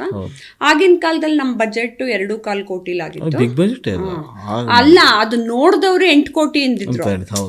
ಎನ್ನ ಮೇಡಮ್ ಇವಳು ಎವಳೋ ಸೆಲವು ಪಡ್ರಿಕಿಂಗ್ಳು 8 crores ಅಂದರೆ ಹ್ಞೂ ಅಂತಿದ್ದೆ ನಾನು. ಯಾಕೆಂದರೆ ನಂಗೆ ಅವಾಗ ಮೈಸೂರು ಮಹಾರಾಜರು ಶ್ರೀಕಂಠದತ್ತ ಒಡೆಯರ್ ಸರ್ನ ಇವತ್ತು ನಾನು ಜ್ಞಾಪಿಸ್ಕೊತೀನಿ. ಅವ್ರು ನನಗೆ ಅರಮನೆ, ಆನೆ, ಕುದುರೆ ಎಲ್ಲಾನು ಒಂದು ಪ್ಯಾಕೇಜ್ ಅಮೌಂಟಲ್ಲಿ ಕೊಟ್ಟಿದ್ರು ಪಾಪ. 52 ದಿನ ನಾನು ಪ್ಯಾಲೇಸಲ್ಲಿ ಶೂಟ್ ಮಾಡೋದಕ್ಕೆ ನಂಗೆ ಎಲ್ಲ ರೀತಿ ಸಪೋರ್ಟ್ ಕೊಟ್ಟಿದ್ರು. ಸೊ ಆಗ ನನಗೆ ಇದೆಲ್ಲ ದೇವ್ರದ್ದು ಅನ್ಸುತ್ತೆ ಆಶೀರ್ವಾದ. ನಾನು ಕೆಲವು ಅಡ್ಮಿನಿಸ್ಟ್ರೇಷನ್ ಕೆಲಸನ ನಾನೇ ಹೋಗಿ ಕಲಿತು, ನಾನೇ ಪರ್ಮಿಷನ್ಗಳು ತಗೊಂಬಂದು, ನಾನೇ ಎಲ್ಲವನ್ನು ಯಾಕೆ ಮಾಡ್ತೀನಿ, ಮ್ಯಾನೇಜರ್ಗೆ ಬಿಡಲ್ಲ ಅಂದ್ರೆ ಇಷ್ಟು ಬಜೆಟ್, ನಾನು ಇಷ್ಟು ಬಜೆಟ್ ಅಲ್ಲಿ ಕ್ವಾಲಿಟಿ ಕೆಲಸ ಮಾಡಿ ತೋರಿಸ್ತೀನಿ. ಎಲ್ಲ ಕೂಡ ದುಡ್ಡು ಆ ಕಡೆ ಅನ್ನೆಸೆಸರಿ ನಾನು ಖರ್ಚು ಮಾಡಲ್ಲ. ಮತ್ತೆ ಲ್ಯಾವಿಶ್ ಆಗಿ ಈಗ ನಾನು ಹೋದ್ರೆ ನಾನು ಹಿಂದೆ 10 ಜನ ಬಂದ್ರು ಅಂತ ಹಿಂಗೆ ಕರ್ಕೊಂಡು ಹೋಗಲ್ಲ. ನೀವ್ನೆಲ್ಲಾ ಕಡೆ ನೋಡಿ ನಾನು ಒಬ್ಳೆ ಓಡಾಡ್ತೀನಿ. ನಾನು ಹತ್ರ ಯಾವುದು ಅನ್ನೆಸೆಸರಿಲಿ ಖರ್ಚು ಮಾಡಲ್ಲ. ಹಾಗಿದ್ದಾಗ ನಾನು ಬಜೆಟೇನೆ ಒಂದು ಮಿನಿಮಮ್ ಬಜೆಟ್ ಮಾಡ್ಕೊಂಡಾಗ ಅದಕ್ಕಿಂತ ಮೇಲ್ಮಟ್ಟದಲ್ಲೇ ನಾನು ಮಾರ್ತೀನಿ TV ರೈಟ್ಸು ಮತ್ತು OTT ರೈಟ್ಸ್ ಅನ್ನೋದು ನನಗೆ ಕಾನ್ಫಿಡೆನ್ಸ್ ಇದ್ದಾಗ ನನ್ಗದು ಪ್ರಾಫಿಟ್ ಲೆವೆಲ್ ಎಲ್ಲ ಇರುತ್ತೆ. ಥಿಯೇಟ್ರಿಕಲಿ ಏನಾಗುತ್ತೋ ದಟ್ ಸೆಕೆಂಡ್ರಿ, ಗ್ಯಾಂಬ್ಲಿಂಗ್. ಹೌದು, ಅದು ಹೇಳಕ್ಕಾಗಲ್ಲ. ಚೆನ್ನಾಗಿತ್ತು ಅಂದ್ರೆ ಜನ ಬರ್ತಾರೆ, ಮೌತ್ ಪಬ್ಲಿಸಿಟಿ ಆದ್ರೆ ಬಂದೇ ಬರ್ತಾರೆ. ಎಸ್ ಮೇಡಮ್, ಈಗ ಸಿನಿಮಾ ಮಾಡುವಾಗ ಸಹಜವಾಗಿ ಸೋಲು ಗೆಲುವು ಎಲ್ಲ ಕಾಮನ್ ಆಗಿ ಬರುತ್ತೆ. ಅದು ನೀವು ಆರಂಭದಿಂದ ಕೂಡ ಫೇಸ್ ಮಾಡ್ತಾನೆ ಇದ್ದೀರಿ. ಸೊ ಚಂದ್ರ ಕ್ಲಿಕ್ ಆಯಿತು, ಎಲ್ಲ ಆಯಿತು. ಅದು ಆದ ನಂತರ ಒಂದಷ್ಟು ಗ್ಯಾಪ್ ಆಯಿತು ನಿಮ್ಮದು. ಯಾಕೆ ಆ ಗ್ಯಾಪ್ ತೊಗೊಂಡ್ರು ಅಂತ? ಚಂದ್ರ ಆದ ತಕ್ಷಣ ನಾನು ಮದುವೆ ಮಾಡಿಕೊಂಡೆ, ಕಲರ್ಸ್ ಅನ್ನೋ ಫಿಲಮ್ ಮಾಡಿದೆ, ಇಂಟರ್ನ್ಯಾಷನಲ್ ಸಿನಿಮಾ. ಬಟ್ ನಾನು ಏನು ಮಾಡ್ತಿದ್ದೆ, ನನ್ನ ಟ್ರಸ್ಟು ಮತ್ತು ನಂದು ಪಾಲಿಟಿಕಲ್ ಕೆರಿಯರು ಮತ್ತು ನನ್ನ ಇವೆಂಟ್ಸು ಅದೆಲ್ಲ ಕಾನ್ಸಂಟ್ರೇಟ್ ಮಾಡ್ತಾ ಇದ್ದೆ. ಸೊ ನನಗೆ ಕಲರ್ಸು ಒಂದದು ದೊಡ್ಡ ಬಜೆಟ್ ಸಿನಿಮಾ ಅಲ್ಲ, ಒಂದು ಚಿಕ್ಕದೇ, ಬಟ್ ಇಂಟರ್ನ್ಯಾಷನಲ್ ಮಕ್ಕಳದು ಆಫ್ರಿಕಾ ಮಗು, ಅಮೆರಿಕಾ ಮಗು ಮತ್ತು ಇಂಡಿಯನ್ ಮಗುನ ಹಾಕೊಂಡು ಅದೊಂದು ಡಿಫ್ರೆಂಟ್ ಕತೆನ ಮಾಡಿದೆ. ಬಟ್ ಅದಾದ್ಮೇಲೆ ಇವಾಗ ಆಜಾದ್ ಭಾರತ್ ಅನ್ನೋದು ಮಾಡ್ತಾ ಇರೋದು ದೊಡ್ಡ ಬಜೆಟ್ ಹಿಂದಿ ಸಿನಿಮಾನೇ ಅದು. ಸೊ ಎಲ್ಲ ದೊಡ್ಡ ನಟರಿದ್ದಾರೆ. ಶ್ರೇಯಸ್ ತಲ್ಪಡೆ ಅವ್ರು ನೇತಾಜಿ ಸುಭಾಷ್ ಚಂದ್ರ ಬೋಸ್ ಅವರ ಪಾತ್ರ ಮಾಡಿದ್ದಾರೆ. ನಾನು ನೀರಾ ಆರ್ಯ ಪಾತ್ರ ಮಾಡಿದ್ದೀನಿ. ಮತ್ತೆ ಸುರೇಶ್ ಒಬೆರಾಯ್ ಅವರಿದ್ದಾರೆ, ಇಂದ್ರಾ ತಿವಾರಿ ಅವರು, ಪ್ರಿಯಾಂಶ್ ಚಟರ್ಜಿ ಅವರೆಲ್ಲ ಆಕ್ಟ್ ಮಾಡಿದ್ದಾರೆ. ಮತ್ತೆ ನಮ್ಮ ಮಹಾರಾಷ್ಟ್ರದ CM ಅವರು ವೈಫ್ ಹಾಡು ಹೇಳಿದ್ದಾರೆ ಅದರಲ್ಲಿ. ಗೌತಮ್ ಶ್ರೀವತ್ಸ ನನ್ನ ಹಸ್ಬೆಂಡು ಮ್ಯೂಸಿಕ್ ಮಾಡಿದ್ದಾರೆ. ಸೊ ಅದು ನನ್ನ ಮನಸ್ಸಿಂದ ಬಂದಿರತಕ್ಕಂತಹ ಪ್ರಿಯವಾದ ಸಿನಿಮಾ ಆಜಾದ್ ಭಾರತ್. ಯಾಕೆ ನಾನು ನೇತಾಜಿ ಅವರ ದೊಡ್ಡ ಫ್ಯಾನು. ಸೊ ಅದಕ್ಕಾಗಿ ಈ ಚಿತ್ರ. ಆಮೇಲೆ ಅವ್ರು ಅವಾಗ ಅಷ್ಟು ತುಂಬ ಜ್ಞಾನಿಗಳಾಗಿ ಮಹಿಳಾ ತಂಡವನ್ನು ಕಟ್ಟಿದ್ರು. ಇಂಡಿಯನ್ ನ್ಯಾಷನಲ್ ಆರ್ಮಿಲಿ ವಿಮೆನ್ ಆರ್ಮಿನ ಕಟ್ಟಿ ಅದಕ್ಕೆ ರಾಣಿ ಝಾನ್ಸಿ ರೆಜಿಮೆಂಟ್ ಅಂತ ಹೆಸರಿಟ್ಟಿದ್ರು. ಸೊ ಪ್ರತಿಯೊಬ್ಬ ಸಿಪಾಯಿ ಕೂಡ ರಾಣಿನೇ ಅಂತ ಟ್ರೀಟ್ ಮಾಡೋರು. ಅಪ್ಪಂದ್ರನ್ನ ಬಿಟ್ರೆ ಮಕ್ಕಳನ್ನ, ಹೆಣ್ಮಕ್ಳನ್ನ ಟ್ರೀಟ್ ಮಾಡಿದ್ದು ನೇತಾಜಿನೇ ರಾಣಿ ಅಂತ. ಸೊ ಹಾಗಾಗಿ ಆ ಚಿತ್ರವನ್ನ ಇವಾಗ ತಗೊಂಬಂದಿದೆ. ನೆಕ್ಸ್ಟ್ ಮಂತ್ ರಿಲೀಸ್ ಆಗ್ತಾ ಇದೆ. ನಾನೆಲ್ಲ ಆ್ಯಕ್ಚುಲಿ ಹಿಂಗೆ ಸೆಲೆಕ್ಟ್ ಮಾಡ್ಕೊಂಡು ಯಾವುದೋ ಒಂದೊಂದಂತ ಪರ್ಟಿಕ್ಯುಲರ್ ಸಿನಿಮಾಗಳು ಮಾಡ್ಕೊಂಡು ಹೋಗ್ತೀನಿ. ಸಿನಿಮಾ ಇಂಡಸ್ಟ್ರಿಲೇ ಪೂರ್ತಿ ಇದ್ದೀನಿ ಅಂತ ತೊಡಗಿಸ್ಕೊಳ್ಳ. ಬಿಕಾಸ್ ನನಗೆ ನನ್ನ ಒಂದು ಜನ್ಮದಲ್ಲಿ ನಾನು ಎಲ್ಲ ಕೆಲಸ ಮುಗಿಸ್ಬೇಕು, ನಂದು ಏನೇನೋ ಕೆಲಸಗಳಿದೆ. ಓಕೆ, ಈ ಸಿನಿಮಾ ವೃತ್ತಿ ಜೀವನದಲ್ಲಿ ನಿಮಗೆ ಯಾರಾದರೂ ಯಾಮಾರಿಸಿದ್ದು ಉಂಟಾ? ಅಂದರೆ ಸಿನಿಮಾ ಮಾಡ್ತೀನಿ ಬನ್ನಿ ಅಂತ ಅಲ್ದಾಡಿಸಿದ್ದು, ಕಾಡಿಸಿದ್ದು? ನೀವು ಸಾಕಷ್ಟು ಕೂಲಾಗಿರ್ತೀರಿ, ಎಲ್ಲಿ ಹೇಳ್ಕೊಳ್ಳಲ್ಲ ಯಾವ ವಿಚಾರಗಳನ್ನ. ಅದನ್ನು ಕೇಳಿದ್ದು ನೀವು ಕರೆಕ್ಟಾಗಿ ಹೇಳಿದ್ರಿ, ಯಾವ ವಿಚಾರಗಳು ನಾನು ಎಲ್ಲೂ ಹೇಳ್ಕೊಳ್ಳಲ್ಲ. ಯಾಕೆಂದ್ರೆ ನಾನು ಯಾರೋ ಹಂಗೆ ಯಾಮಾರಿಸಿದ್ರು, ಮೋಸ ಮಾಡಿದ್ರು, ತಪ್ಪು ಮಾಡಿದ್ರು ಟಕ್ಕಂತ ಹಿಂಗೆ ಮರ್ತ್ಬಿಟ್ಟು ದೇವ್ರಿಗೆ ನಮಸ್ಕಾರ ಹಾಕ್ಬಿಟ್ಟು ಮುಂದಕ್ಕೆ ಹೋಗ್ತಾ ಇರ್ತೀನಿ. ನನ್ನ ಪ್ರವೃತ್ತಿನೇ ಅದು. ನೀನು ಏನೋ ಮಾಡಕ್ ಹುಟ್ಟಿದ್ಯಾ, ಇಲ್ಲೇ ಸ್ಟಕ್ ಆಗ್ಬಾರ್ದು, ಅದನ್ನೇ ಯೋಚನೆ ಮಾಡ್ಕೋ. ಯಾರ ಬಗ್ಗೆನೋ ಕಂಪ್ಲೇಂಟ್ ಹೇಳು, ಮೀಟು ಇಶ್ಯೂಸ್ ತಗೊಂಬ, ನೀವನ್ ಬಗ್ಗೆ ಹೇಳು, ಅವನ ಬಗ್ಗೆ ಹೇಳು, ಇಲ್ಲೇ ಸಿಕ್ಕಾಕೋನು. ನೀವು ಗಮನಿಸಿ, ನಾನು ಯಾರ ಬಗ್ಗೆನೂ ಹೇಳಕ್ ಹೋಗಲ್ಲ. ನನ್ನ ಪಾಡಿಗೆ ನಾನಾಯ್ತು, ನನ್ನ ಮುಂದಿನ ಕೆಲಸ ಆಯ್ತು. ಬೇರೆಯವ್ರಿಗಾಗಿ ಹೋರಾಟ ಮಾಡ್ತೀನಿ ಹೊರತು ನನಗಾಗಿ ಹೋರಾಟ ಮಾಡ್ಕೊಳ್ಳಿಲ್ಲ. ಸರ್ ನನಗೆ ಹಿಂಗಾಗ್ಬಿಟ್ಟಿದೆ, ಸೆಲ್ಫ್ ಸಿಂಪತಿ, ನನ್ನ ಬಂದು ಕಾಪಾಡಿ ಅಂತ ನಾನು ಯಾವತ್ತೂ ಹಂಗೆ ಹೇಳ್ಕೊಂಡು ಹೋದವಳಲ್ಲ. ಯಾಮಾರಿಸಿರೋರು 1000 ಜನ ಇದ್ದಾರೆ. ಅವ್ರಿಗಳೇ ಇವತ್ತು ಬಂದು ನನ್ನ ಮುಂದೆ ಹಿಂಗೆ ನಿಂತ್ಕೊಂಡ್ರು, ಮೇಡಮ್ ನಮಸ್ಕಾರ ಅಂದ್ಬಿಟ್ಟು ಹೋಗ್ತಾರೆ. ಅದು ಅವ್ರವ್ರಿಗೆ ಹಿಟ್ ಆಗತ್ತೆ, ನಾನು ಹಿಂಗೆ ಮಾಡಬಾರ್ದಿತ್ತು ಅಂತ. ಈಗೊಂದು ಮಾತು, ಅವ್ರಿಗೂ ಹೆಣ್ಮಕ್ಳಿದ್ದಾರೆ. ಹೌದು, ಈಗ ಮೀಟು ವಿಚಾರ ಹಂಗೆ ಪ್ರಸ್ತಾಪ ಮಾಡಿದ್ರೆ, ಸೊ ಇಂಡಸ್ಟ್ರಿಯಲ್ಲಿ ಆಗಾಗ ಕೇಳು ಬರ್ತಕ್ಕಂಥ ಮಾತಿದು. ಸೊ ನನ್ಗೆ ಒಂದು ಪ್ರಶ್ನೆ ಅರ್ಥ ಆಗ್ತಾ ಇಲ್ಲ. ಆ ಕ್ಷಣದಲ್ಲಿ ಪ್ರತಿಭಟಿಸ್ತಾ ಅಂತ ನಟಿಯರು ಎಲ್ಲ ಆದಮೇಲೆ ಯಾವಾಗೋ ಪ್ರತಿಭಟಿಸೋದು ಎಷ್ಟು ಸರಿ ಅಂತ ಇದನ್ನ ನಾನು ಎಲ್ಲ ಟಿವಿಲೂ ಹೇಳಿದ್ದೆ ಸರ್, ಇನ್ಕ್ಲೂಡಿಂಗ್ ನನ್ನ ಪರಿಸ್ಥಿತಿಗಳನ್ನು ಹೇಳ್ತೀನಿ. ನನ್ನ ಹತ್ರ ಬರೋಂಥ ಹೆಣ್ಮಕ್ಳು ಅನೇಕ ಜನರ ಪರಿಸ್ಥಿತಿಯನ್ನು ಹೇಳ್ತೀನಿ. ಬರೆಯೋರು ಏನು ಬರ್ದು ಬಿಡ್ತಾರೆ ಕಾಮೆಂಟ್, ಓಹೋ ಏನಮ್ಮ ನೀನು ಅವಾಗ ಕಪಾಳ ಕೊಡಿಬೇಕಿತ್ತು, ಇವಾಗ ಹೇಳ್ತಿದ್ಯಾ ಅಂತ. ಸರ್ ಇವಾಗ ನಿಮಗೇನೆ 10ನೇ ಕ್ಲಾಸಲ್ಲಿ ಇದ್ದಂಥ ಮನಸ್ಥಿತಿಗೂ ಇವಾಗ ನಿಮ್ಮ ಮೆಚುರಿಟಿ, ನಿಮ್ಮ ಕಾನ್ಫಿಡೆನ್ಸು, ನಿಮ್ಮ ಹಿಂದೆ ಇರುವ ತಾಕತ್ತು, ನೀವು ಔಟ್ಸ್ಪೋಕನ್ ಆಗಿ ಹೇಳ್ಕೊಳ್ಳೋ ಕೆಪಾಸಿಟಿಗೂ ಅವತ್ತಿತ್ತ. ಬಡತನ ಇರುತ್ತೆ, ತೊಂದರೆಗಳಿರುತ್ತೆ, ನಿಮಗೆ ಅನಿವಾರ್ಯತೆ ಇರುತ್ತೆ, ಅಸಹಾಯಕತೆ ಇರುತ್ತೆ. ಮತ್ತೆ ಮನೇಲೆ ಅಪ್ಪ ಅಮ್ಮಂದ್ರಿಗೆ ಹೋಗಿ ಹೇಳ್ಕೊಂಡ್ರು ಅವರು ಅದಕ್ಕೆ ನಾನು ಹೇಳಿದ್ದು ನೀನ್ ಯಾರಲ್ಲಿ ಹೋಗು ಅಂದಿದ್ದು ಅಂತ ಬೈಯೋ ಪರಿಸ್ಥಿತಿ ಇರುತ್ತೆ. 100 ಕಡೆಯಿಂದ ಯೋಚಿಸಿರ್ತಾಳೆ ಹುಡುಗಿ. ಇದು ಇವತ್ತಿಂದ ಶುರುವಾಗಿರೋದಲ್ಲ ಮೀಟು. ನೀವು ಹಳೆ ಕಾಲದಿಂದ ನೋಡ್ಕೊಂಬನ್ನಿ, ಎಲ್ಲಾ ಹೆಣ್ಮಕ್ಳು ಮುಚ್ಚಿಟ್ಕೊಂಡೇ ಬಂದ್ರು, ಅನೇಕ ಸಂದಿಗ್ಧ ಪರಿಸ್ಥಿತಿಗಳನ್ನ ಮುಚ್ಚಿಟ್ಕೊಂಡೇ ಬಂದ್ರು. ಬಟ್ ಕೆಲವು ಹೆಣ್ಮಕ್ಳಿಗೆ ಈ ಪರಿಸ್ಥಿತಿಗಳನ್ನೇನು ಎದುರಿಸಿರಲ್ಲ. ಅವ್ರುಗಳನ್ನೆಲ್ಲ ಪ್ರೊಫೆಷನಲಿ ಟ್ರೀಟ್ ಮಾಡಿದ್ದಾರೆ, ದೊಡ್ಡ ದೊಡ್ಡ ಹೀರೋಯಿನ್ಗಳಾಗೂ ಇದ್ದಾರೆ. ಅವ್ರುಗಳಿಗೆ ಗೌರವ ಕೊಟ್ಟೆ ನಡೆಸ್ಕೊಂಡಿದ್ದಾರೆ ನಿರ್ದೇಶಕರು, ನಿರ್ಮಾಪಕರು. ಅವ್ರು they are very lucky. But ಹಂಗಂತ ಎಲ್ಲಾ ಹೆಣ್ಮಕ್ಳು ಲಕ್ಕಿಲಿ ಸ್ಥಿತಿನ ಎದುರಿಸಿರಲ್ಲ ಅಂತಲ್ಲ, ಎದುರಿಸಿದ್ದಾರೆ, ಆದ್ರೂ ಹೇಳ್ಕೊಂಡಿರಲ್ಲ. ಇವತ್ತು ಬಂದು ಜನ ಹೇಳಿದ್ರು ಮೀಡಿಯಾದಲ್ಲಿ ಇಲ್ಲ ನನ್ಗೆ ಯಾವ್ದು ಅಂತ ಸಿಚುವೇಶನ್ಸ್ ಇರ್ಲಿಲ್ಲ ಅಂದ್ರೂ ಸುಳ್ಳು. ಅನೇಕರಿಗೆ ಈ ರೀತಿ ಪರಿಸ್ಥಿತಿನ ಎದುರಿಸಿರ್ತಾರೆ. ನನಗೆ ಅನೇಕ ಜನರು ಆತರ ಮೊದ್ಲಿಂದನೂ ಆತರ ಎಲ್ಲ ಇದ್ದಾಗ್ಲೂ ನಾನು ಅದಕ್ಕೆ ಟೈಮ್ ವೇಸ್ಟ್ ಮಾಡ್ಲಿಲ್ಲ. ಯಾಕೆಂದ್ರೆ ನಾನು ತುಂಬಾ ಬುದ್ಧಿವಂತೆಯಾಗಿ ನಾನು ಇನ್ನೊಬ್ರು ಕೈ ಕೆಳಗೆ ಅದಕ್ಕೆ ಹೀರೋಯಿನ್ ಆಗಿ ವರ್ಕ್ ಮಾಡು, ಇನ್ನೊಬ್ಳಾಗಿ ವರ್ಕ್ ಮಾಡಕ್ ಹೋಗ್ಲಿಲ್ಲ. ನಾನು ಮುಂದೆ ಹೋಗ್ತಾ ಇದ್ದೆ. ಹಂಗಂತ ಇವತ್ತು ಅವ್ರುಗಳೆಲ್ಲ ವ್ಯಕ್ತಿಗಳು ಬಂದ್ರೆ ಅವ್ರಿಗೂ ಹೆಣ್ಮಕ್ಳು ಇರ್ತಾರೆ. ನಾನು ನಾನು ಆಯುಷ್ಮಾನ್ ಆರೋಗ್ಯ ಕಾರ್ಡ್ ಕೊಡ್ಲಿ ಅಥವಾ ಪ್ರಧಾನಮಂತ್ರಿ ಯೋಜನೆಗಳದ್ದೇನೋ ಒಂದು ಮಾಡಿದ್ರೆ ಇವ್ರುಗಳು ಯಾರ್ಯಾರು ಇದ್ದವರು ಕೂಡ ಬಂದು ತಗೊಳ್ಳೋ ಪರಿಸ್ಥಿತಿಲಿ ಅವರಿದ್ದಾರೆ, ಕೊಡೋ ಪರಿಸ್ಥಿತಿಲಿ ನಾನಿದ್ದೀನಿ. ದೇವ್ರು ನಮ್ಮನ್ನ ಜ್ಞಾನದಿಂದ ನಮ್ಮನ್ನ ಮೇಲೆ ಎತ್ಕೊಂಡು ಹೋಗ್ತಾ ಇದ್ದಾಗ ನಾನೆಲ್ಲಾ ಹೆಣ್ಮಕ್ಳಿಗೂ ಹೇಳೋದು, ಅಲ್ಲಲ್ಲೇ ಸಿಕ್ಕಾಕೊಂಡು ಇನ್ನೊಬ್ರ ಬಗ್ಗೆ ಬ್ಲೇಮ್ ಮಾಡ್ಕೊಂಡೇ ಇರೋದಲ್ಲ. ಒಂದು ಹೇಳೋದು ಹೇಳಿ, ಇನ್ನೊಂದು ನೀವು ಬೆಳ್ಕೊಳ್ಳಿ. ಸೊ ನೀವ್ ಹೇಳೋದು ಅದೇ ಪರಿಸ್ಥಿತಿಲಿ ಯಾಕೆ ಅವಳು ಕಪಾಳಕ್ ಹೊಡಿಲಿಲ್ಲ, ಯಾಕೆ ಹೇಳಲಿಲ್ಲ ಅಂದ್ರೆ ಅನೇಕ ಸಲ ಸುತ್ತಲೂ ಯಾರು ಇಲ್ಲದೆ ಇರ್ಬೋದು ಹೆಲ್ಪ್ ಮಾಡೋದಕ್ಕೆ, ಅಥವಾ ಈಚೆ ಬಂದಾಗ ಹೇಳು ಅಂತ ಹೇಳಿದ್ರೆ ಅವ್ರು ಥ್ರೆಟ್ ಮಾಡಿರ್ಬೋದು, ಅಥವಾ ಅವರು ಸಮಾಜದಲ್ಲಿ ದೊಡ್ಡ ಪವರ್ ಇರುವಂತ ವ್ಯಕ್ತಿ ಆಗಿರಬಹುದು. ಅವರು ನೀನ್ ಹೇಳಿದ್ರೆ ನಾನು ಹಿಂಗ್ ಮಾಡ್ತೀನಿ ಹಂಗ್ ಮಾಡ್ತೀನಿ, ನಿನ್ ಕತೆ ಏನ್ ನೋಡು ಮುಗಿಸ್ತೀನಿ, ನೀನ್ ಮುಂದೆ ಹೋಗದೆ ಇರೋಂಗ್ ಮಾಡ್ತೀನಿ ಅಂತೆಲ್ಲ ಹೆದರಿಸಿರ್ಬೋದು. ಸೊ ಎಲ್ಲಾ ಹುಡುಗಿರ್ಗೂ ಎಲ್ಲಾ ಧೈರ್ಯ ಬಂದ್ಬಿಟ್ಟು ಮೀಡಿಯಾ ಆಕ್ಸೆಸ್ ತಗೊಂಡು ಹೋಗಿ ಹೇಳ್ಬಿಡಕ್ ಆಗದೆ ಇರೋಂಥ ಪರಿಸ್ಥಿತಿ ನಿಜವಾಗ್ಲೂ ಸರ್. ಅನೇಕ ಒಳ್ಳೊಳ್ಳೆ ಹೀರೋಯಿನ್ಸು ಕೂಡ ಅವ್ರ ಮನಸ್ಸಿನಲ್ಲಿ ಎಷ್ಟೋ ನೋವುಗಳನ್ನ ಇಟ್ಕೊಂಡಿದ್ರೂ ಕೂಡ ಹಳೆ ಕಾಲದಿಂದನು ಅಲ್ಲೇ ಹೇಳ್ಬಿಡ್ಬೇಕಿತ್ತು ಅಂದ್ರೆ ಎಷ್ಟೊಂದು ಜನಕ್ಕೆ ಆಗಲ್ಲ. ಇವತ್ತಿನ ದಿನ ನನಗ್ ಬೇಕಾದ್ರೆ 100 ಹೆಸರು ಹೇಳಿ ಅಂದ್ರೆ ಹೇಳ್ತೀನಿ. ಅದೇ 100 ಹೆಸರನ್ನ 10 ವರ್ಷದ ಹಿಂದೆ ಹೇಳು ನಾ ಹೇಳಕ್ ಆಗ್ತಿರ್ಲಿಲ್ಲ, ನನ್ಗ ಇರ್ಲಿಲ್ಲ ಕೆಪಾಸಿಟಿ ಬಾಯಲ್ಲಿ ಹೇಳೋದಕ್ಕೆ. ಅವನನ್ನ ಹಿಂಗ್ ತಳ್ಳಿರ್ಬೋದು, ಅವ್ರ ಬಗ್ಗೆ ಬೈದಿರ್ಬೋದು, ಅಥವಾ ನಾನು ದೇವ್ರ ಮುಂದೆ ಹೋಗಿ ಸತ್ಯಾನ್ ಹೇಳ್ಕೊಂಡಿರ್ಬೋದು, ಹಿಂಗೆಲ್ಲಾ ಬಿಹೇವ್ ಮಾಡ್ತಾರೆ ನೋಡಿ. ಬಟ್ ನನ್ನ ಹತ್ರ ತುಂಬಾ ಜನ ಪಾಪ ಹೆಣ್ಮಕ್ಳುಗಳು ಬಂದು ಅಕ್ಕ ಈ ತರ ನಂಗೆ ಸಪೋರ್ಟ್ ಮಾಡಿ ನೋಡಿ ಹಿಂಗ್ ಮಾಡಿದ್ರೆ ಎಷ್ಟೋ ಜನ ನಾ ಫೋನ್ ಎತ್ಕೊಂಡು ಬೈದಿದ್ದೀನಿ.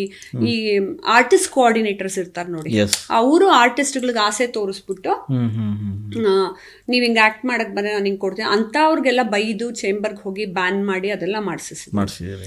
ಯಾಕೆಂದ್ರೆ ಅವನು ಒಬ್ಬ ಹುಡುಗಿಗೆ ಹಂಗ್ ಬಿಹೇವ್ ಮಾಡಿದ್ರೆ ಹಂಗೆ 10 ಜನರ ಹತ್ರನು ಹಂಗೆ ಮಾಡಿರ್ತಾರೆ. ಅವ್ರು ಯಾರು ಫಿಲಮೇ ಮಾಡಲ್ಲ.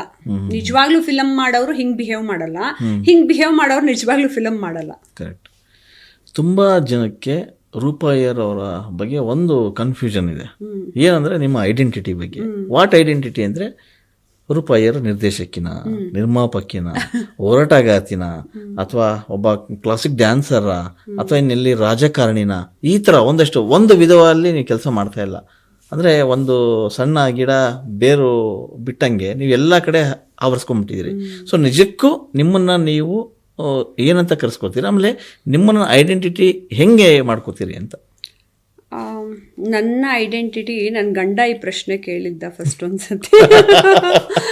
ನನ್ನ ಐಡೆಂಟಿಟಿ ನಂದೇ ಪ್ರೀತಿ ಅಂದೆ. ಎಲ್ಲಾದ್ರ ಬಗ್ಗೆನೂ ನನಗಿರುವಂತಹ ಪ್ರೀತಿ, ಅದು ಜೀವಾತ್ಮ ಆಗಿರ್ಲಿ, ಅದು ವಸ್ತು ವಿಚಾರ ಆಗಿರ್ಲಿ, ಅದು ಜ್ಞಾನ ಆಗಿರ್ಲಿ, ಅಥವಾ ಯಾರೋ ಬಡ ಮಕ್ಕಳಾಗಿರ್ಲಿ, ಅಥವಾ ಸಮಾಜದ ಸ್ಥಿತಿಗತಿಗಳಾಗಿರ್ಲಿ, ಅಥವಾ ಯಾವುದೋ ಕೊರೋನಾ ತರ ಸಿಚುವೇಶನ್ ಆಗಿರ್ಲಿ, ಯಾವುದೇ ಪಾಪಪ್ ಆದ್ರೂ ನಾನು ಫಸ್ಟ್ ಹ್ಯುಮ್ಯಾನಿಟಿಯಿಂದ, ಮಾನವೀಯತೆಯಿಂದ, ಪ್ರೀತಿಯಿಂದ ನೋಡ್ತೀನಿ.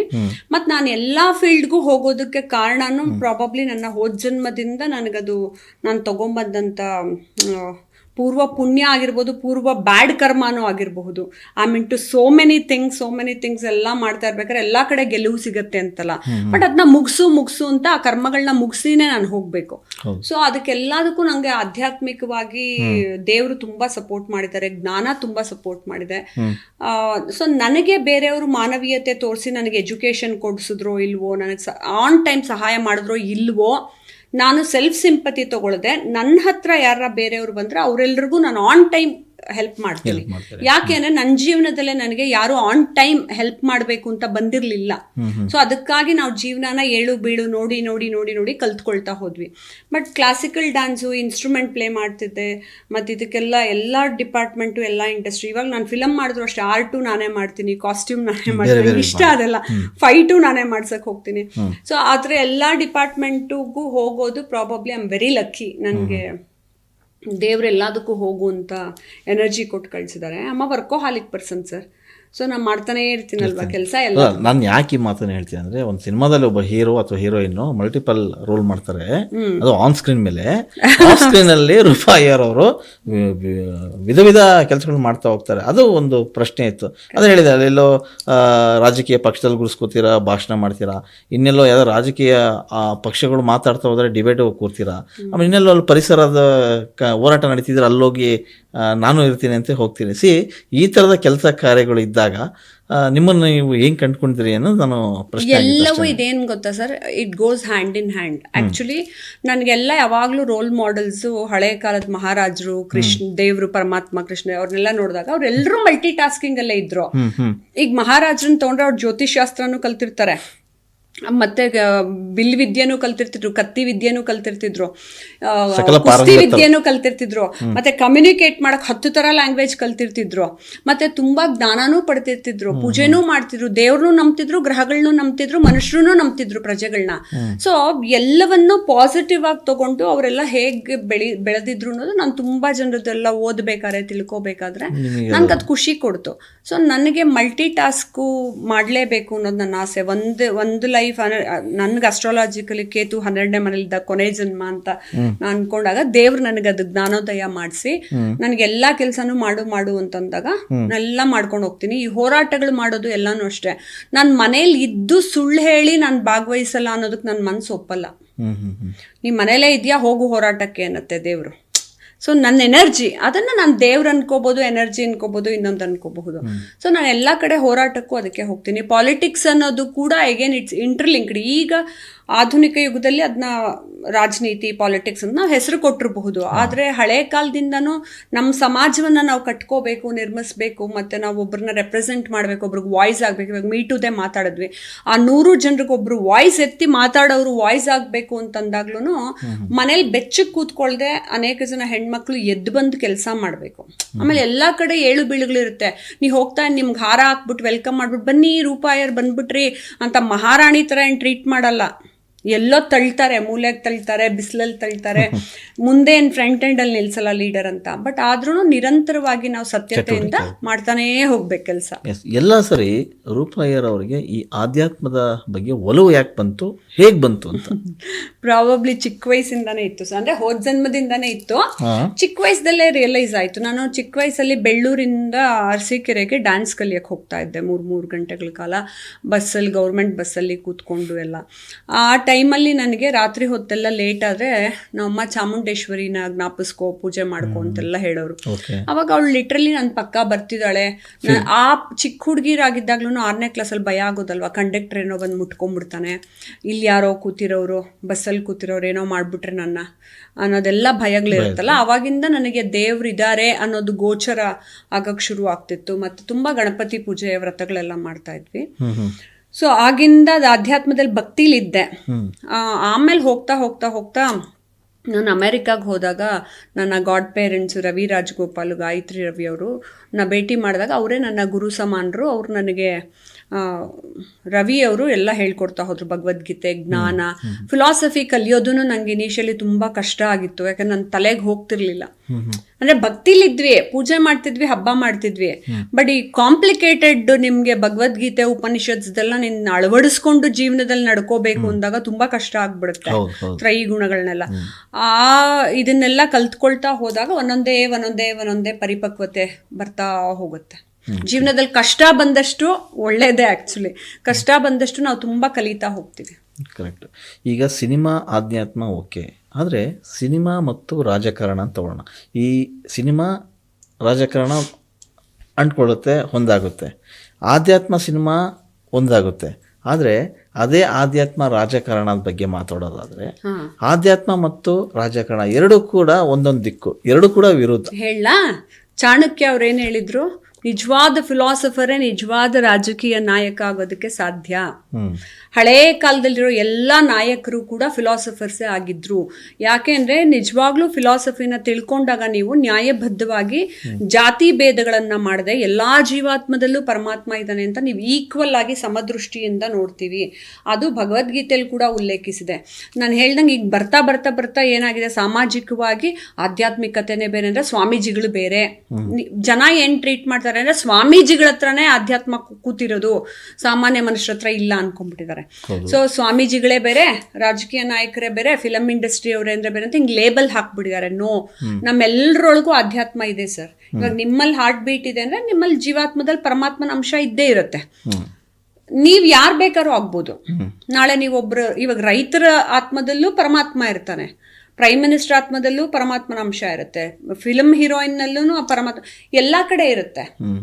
ಹಂಗಿಲ್ಲ ಅಂತಲ್ಲ, ಎಲ್ಲವೂ ಇಂಟರ್ಲಿಂಕ್ಡ್. ಆಮೇಲೆ ಈ ಫಿಲಮ್ ಇಂಡಸ್ಟ್ರಿ ಆಗಿ ನಾನು ತಗೊಂಡಿರ್ಬೋದು, ಸಾಫ್ಟ್ವೇರ್ ಇಂಜಿನಿಯರ್ ಆಗ್ಬೋದು, ಇನ್ನೊಬ್ಬರು, ಎಲ್ಲವೂ ಏನಂದ್ರೆ ಒಂದು ಪ್ರೊಫೆಷನ್ನು ಮತ್ತೆ ಇನ್ನೊಂದು ನಾವು ಈ ಕಲಿಯುಗದಲ್ಲಿ ಒಂದು ಮೀಡಿಯಂ ಅಂತ ಕರಿತೀವಿ, ಸ್ಟೋರಿ ಟೆಲ್ಲಿಂಗ್. ಅವಾಗೆಲ್ಲ ಹರಿಕತೆ ಮಾಡೋರು, ಡ್ಯಾನ್ಸ್ ಮಾಡೋರೆಲ್ಲ ಮಾಡೋರು. ಬರ್ತಾ ಬರ್ತಾ ಸಿನಿಮಾ ರಂಗ ಅಂತ ಬಂತು, ಡ್ರಾಮಾ ಇತ್ತು, ಆಮೇಲೆ ಬರ್ತಾ ಬರ್ತಾ ಸಿನಿಮಾ ರಂಗ. ಈಗ ನಾನು ಫಾರ್ ಎಕ್ಸಾಂಪಲ್ ನಾನು ಆಜಾದ್ ಭಾರತ್ ಫಿಲಮ್ ಮಾಡಿರೋದೇನೆ, ನಾನು 15-20 ಬುಕ್ಸ್ಗಳನ್ನ ಓದಿ ಎಲ್ಲ ಕಡೆಗೂ ಹೋಗಿ ರಿಸರ್ಚ್ ಮಾಡಿ ಒಂದು 2 hours ಸಿನಿಮಾ ಮಾಡಿರ್ತೀವಿ.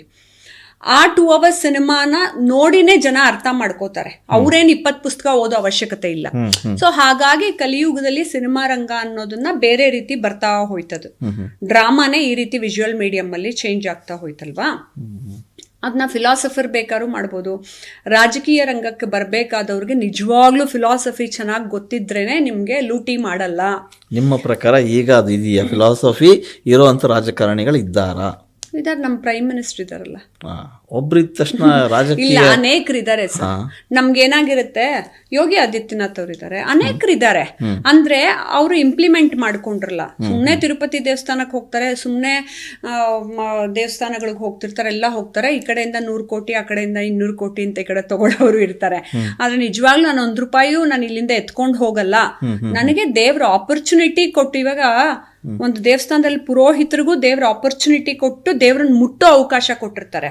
ರಾಜಕೀಯ ನಾಯಕನಿಗೂ ಒಂದು ಆಪರ್ಚುನಿಟಿ ಕೊಟ್ಟ ಪೊಸಿಷನ್ ಅಲ್ಲಿ ಕೂರ್ಸಿರ್ತಾರೆ, ನಿನ್ನ ಟೆಸ್ಟ್ ಮಾಡಕ್ಕೇನೆ, ನೋಡೋಣ ನೀನ್ ಏನ್ ಮಾಡ್ತೀಯ, ನಿನ್ನ ಪೊಸಿಷನ್ ಕೊಡ್ತೀನಿ.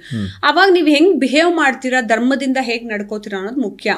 ಸರಿ, ನೀವು ತಿನ್ನಬಾರ್ದು ಒಂದಿಲ್ಲ, ನೀವು ಚೆನ್ನಾಗಿ ಸಮೃದ್ಧಿಯಾಗಿ ತಟ್ಟೆ ತುಂಬಾ ಊಟ ತಿನ್ನಿ, ನೀವು ಮಾಡ್ಕೊಳ್ಳಿ, ಮನೇಲಿರಿ, 4 ಕಾರ್ ಇಟ್ಕೊಳ್ಳಿ ಎಲ್ಲ.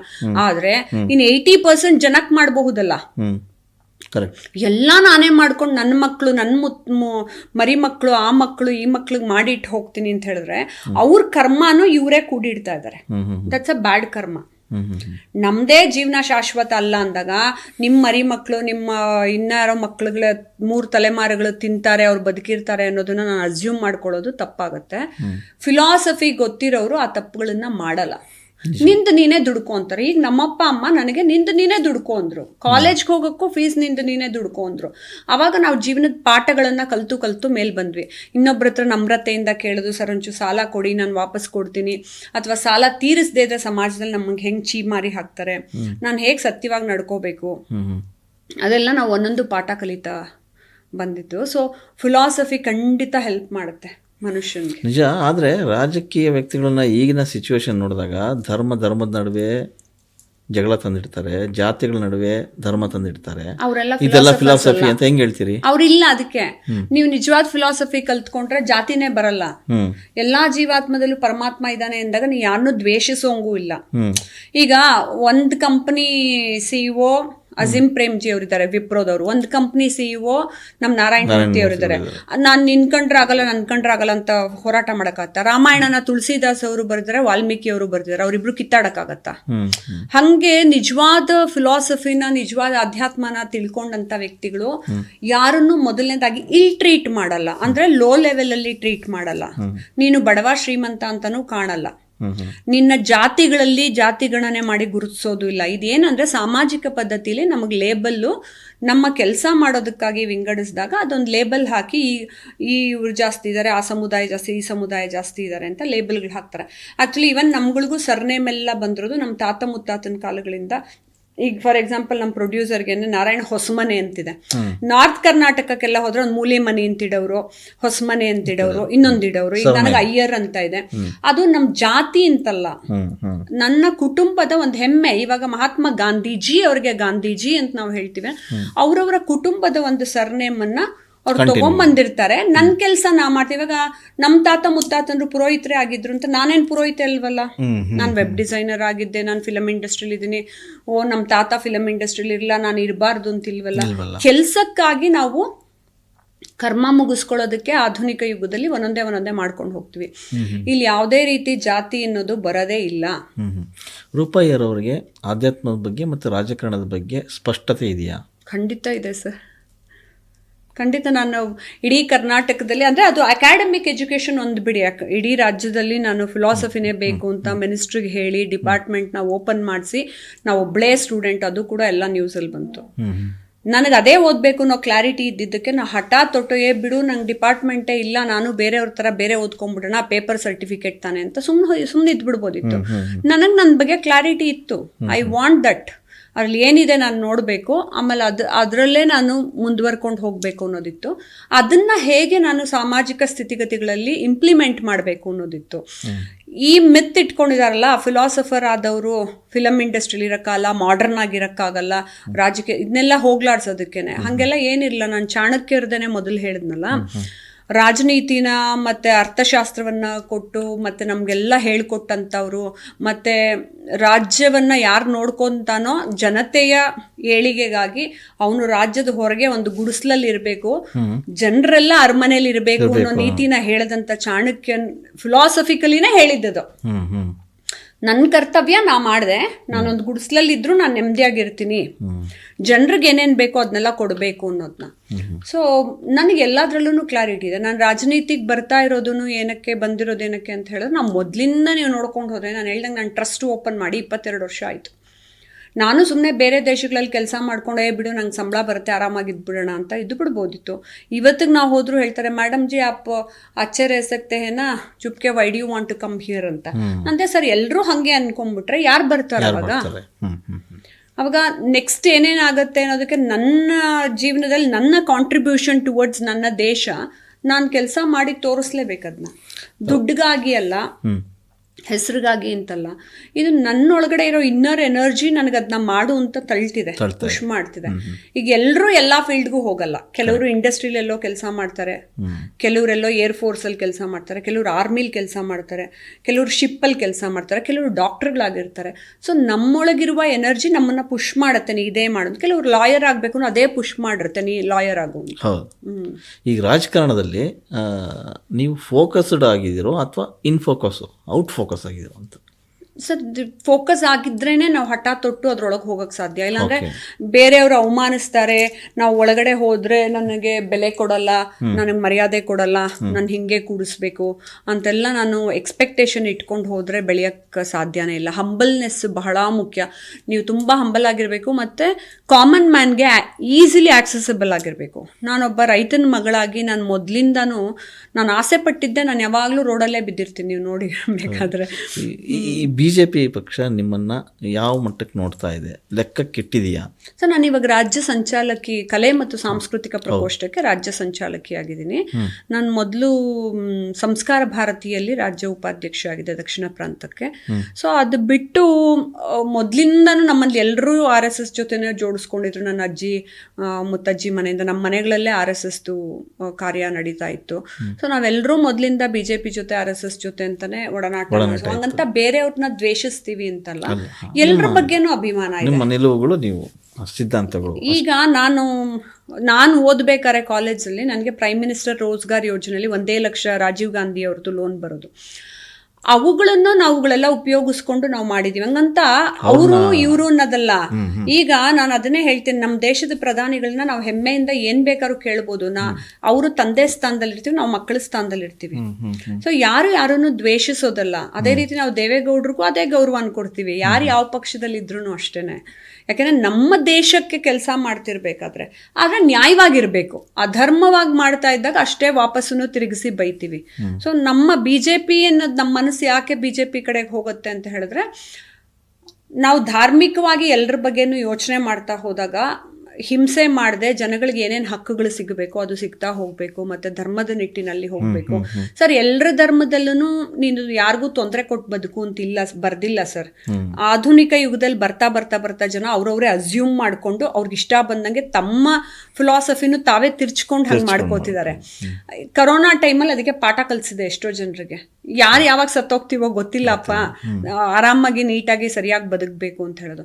ಆ ನಿಟ್ಟಿನಲ್ಲಿ ನನಗೆ ಇಲ್ಲಿನ ರಾಜ್ಯಾಧ್ಯಕ್ಷರು ಕೂಡ, ನಮ್ಮ ವಿಜಯೇಂದ್ರ ಸರ್ ಕೂಡ ಎಲ್ರಿಗೂ ಗೌರವ ಕೊಟ್ಟು ಯಂಗ್ಸ್ಟರ್ಸು ಮತ್ತು ಯಾರ್ಯಾರಿಗೆ ಸಾಮಾಜಿಕವಾಗಿ ಕಾಳಜಿ ಇದೆಯೋ ನೀವೆಲ್ಲರೂ ಬಂದು ಒಟ್ಟಿಗೆ ಕೆಲಸ ಮಾಡಿ ಅಂತ ನಮ್ಮನ್ನೆಲ್ಲ ಪ್ರೋತ್ಸಾಹಿಸಿ ಮುಂದಕ್ಕೆ ಕರ್ಕೊಂಡು ಹೋಗ್ತಿದ್ದಾರೆ. ಮೋದಿಜಿ ಕೂಡ ಇವಾಗ ಯಂಗ್ಸ್ಟರ್ಸ್ಗೆ 1 ಲಕ್ಷ ಜನ ಯಂಗ್ಸ್ಟರ್ಸ್ಗೆ ಲೀಡರ್ಶಿಪ್ ಪೊಸಿಷನ್ ಕೊಡಬೇಕು ಅಂತ. ಈಗ ಮೈಥಿಲಿ ಠಾಕೂರ್ ಮೊನ್ನೆ ತಾನೇ ಗೆದ್ರಲ್ಲ. ಸೊ ಅದರ ಇಲ್ಲಿ ಇವರೇ ಬರ್ಬೇಕು ಅವರೇ ಬರಬೇಕು ಅಂತಿರಲ್ಲ. ಯಾರು ಕೆಲಸ ಮಾಡೋಕ್ಕೆ ಅವ್ರವ್ರಿಗೆ ಒಳಗಿಂದ ಇಚ್ಛೆ ಇದೆಯೋ ಅವ್ರು ಬಂದು ಮುಂದೆ ನಿಂತು ಕೆಲಸ ಮಾಡಬೇಕು ಅಂತ. ಅದಕ್ಕೆ ನಮಗೆ ರೆಕಗ್ನೈಸು ಮಾಡಿ ನಮಗೆಲ್ಲ ಪೋಸ್ಟ್ ಅಂತ ಕೊಟ್ಟಿದ್ದಾರೆ. ಅದು ಹೋಗ್ತಾ ಹೋಗ್ತಾ ಬೆಳೀತಾ ಹೋಗುತ್ತೆ. ಬಟ್ ನಂದು ಎಲೆಕ್ಷನ್ ಕಂಟೆಸ್ಟ್ ಮಾಡಬೇಕು ಅಂತನ್ನೋವಾಗ ನಾವು ಯಾವ ರೀತಿ ಮಾಡ್ತೀವಿ ಅನ್ನೋದು ಅದೊಂದು ದೊಡ್ಡ ಯುದ್ಧದ ಥರ. ಎಸ್, ಕಳೆದ ಬಾರ ಚುನಾವಣೆಯಲ್ಲೂ ಕೂಡ ಟಿಕೆಟ್ ಆಕಾಂಕ್ಷಿಯಾಗಿದ್ರಿ. ಒಂದಿಷ್ಟು ಹೆಸರುಗಳಿದ್ವು. ತಾರಾ ಮೇಡಮ್ ಇದ್ರು, ಶ್ರುತಿ ಮೇಡಮ್ ಇದ್ರು, ಮಾಳವಿಕಾ ಇದ್ರು. ಅವರ ಜೊತೆ ನಿಮ್ಮ ಹೆಸರು ಕೂಡ ಓಡಾಡ್ತಾ ಇತ್ತು. ಆಮೇಲೆ ಇನ್ನೊಂದು ಮಾತು, ಟಿಕೆಟ್ಗೋಸ್ಕರನೇ ರೂಪಾಯಿಯವರು ಡೆಲ್ಲಿಗೆ ಹೋಗಿ ಕೂತಿದ್ರು, ಲಾಬಿ ಮಾಡ್ತಾ ಇದ್ರು ಅನ್ನೋ ಮಾತಿತ್ತು.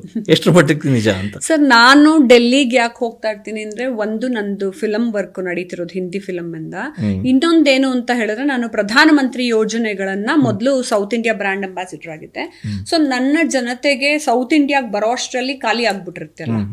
ಸೊ ನಾನು ಇಷ್ಟೆಲ್ಲ ಓದಿ ಇಷ್ಟೆಲ್ಲ ತಿಳ್ಕೊಂಡು ನಾ ಮಾಡಬೇಕು ಅಂತಂದಾಗ, ನನಗೆ ಕೆಪಾಸಿಟಿ ಇದ್ದಾಗ ನಾನು ಯಾಕೆ ಮಾಡಬಾರ್ದು ಅಂತ ನಾವು ಅಲ್ಲಿ ಹೋಗಿ ಅಲ್ಲೆಲ್ಲ ಕಡೆಯಿಂದನೂ ಸೌತ್ಗೆ ಹೇಳಿಸಿ, ನಾನು ಇಲ್ಲಿದ್ದು ತಮಿಳ್ನಾಡ್ದು, ಆಂಧ್ರ ಪ್ರದೇಶದ್ದು ಎಲ್ರಿಗೂ ಯಂಗ್ಸ್ಟರ್ಸ್ಗೆ ಮುದ್ರಾ ಲೋನ್ ಆಗಿರಬಹುದು ಅಥವಾ ಇಂಡಸ್ಟ್ರೀಸ್ನ ಸೆಟಪ್ ಮಾಡ್ಕೊಳ್ಳೋದಾಗಿರಬಹುದು. ಸೊ ಅದಕ್ಕೆ 5 ಕೋಟಿ ಸ್ಟಾರ್ಟ್ಅಪ್ ಇಂಡಿಯಾ, ಮೇಕ್ ಇನ್ ಇಂಡಿಯಾಗೆಲ್ಲ ಕೊಡ್ತಾರೆ. ಆಮೇಲೆ ಸೀಡ್ ಫಂಡ್ಸ್ ಅಂತ ಕೊಡ್ತಾರೆ.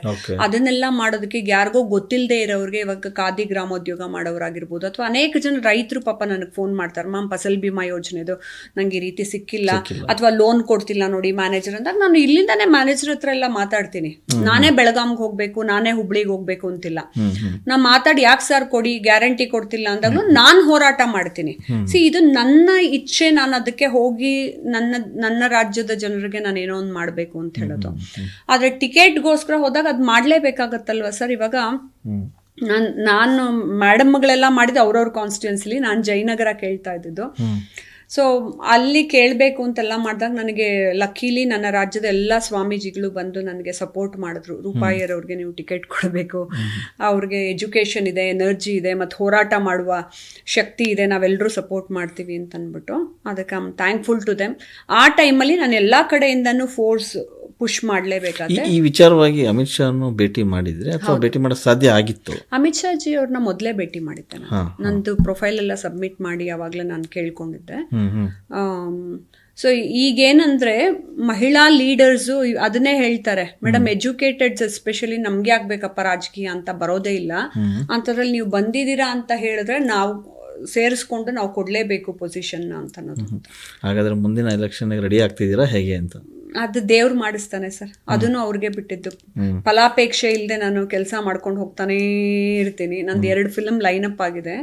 ನಾಡದೇವಿ, ಶ್ರೀ ಚಾಮುಂಡೇಶ್ವರಿ ಮಾಡ್ತಾ ಇದ್ದೀನಿ. ಯಾಕೆ ನನ್ನ ರಾಜ್ಯ ದೇವತೆ ಚಾಮುಂಡೇಶ್ವರಿ ಬಗ್ಗೆ ಫಿಲಮ್ ಮಾಡಿಲ್ಲ ಯಾರು.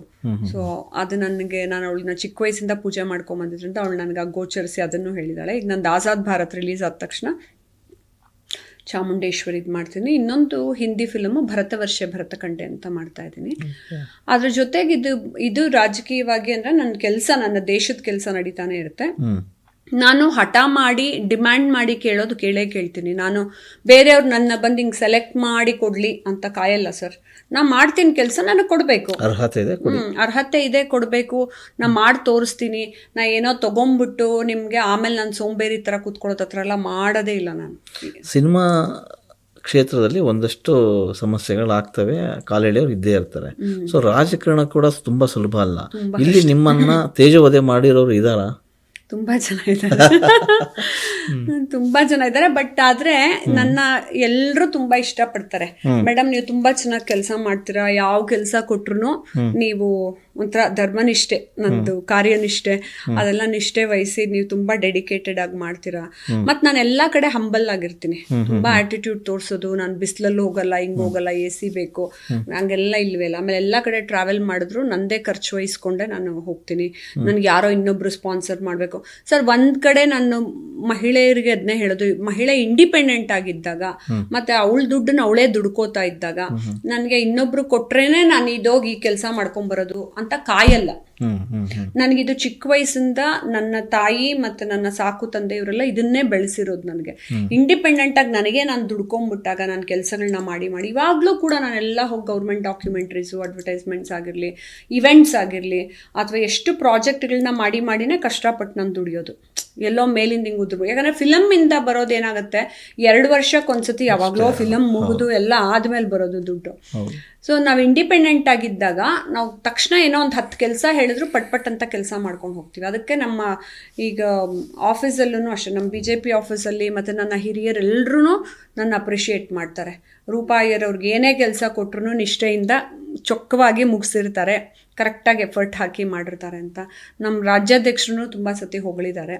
ಸೊ ನಮಗೆ ನಮ್ಮ ದೇಶದಲ್ಲಿ ಒಳ್ಳೆ ನಾಯಕರಿದ್ದು, ರಾಜ್ಯದಲ್ಲೂ ಒಳ್ಳೆ ನಾಯಕರಿದ್ದಾಗ ನಮ್ಮ ಥರ ಎಜುಕೇಟೆಡ್ ಮಹಿಳೆಯರಿಗೆ ಮತ್ತು ಹುಡುಗರು ಆಗಿರಲಿ, ಎಲ್ಲ ಹುಡುಗರಿಗೂ ಅಷ್ಟೇ, ಎಲ್ರಿಗೂ ಮೋಟಿವೇಟ್ ಮಾಡ್ತಾರೆ.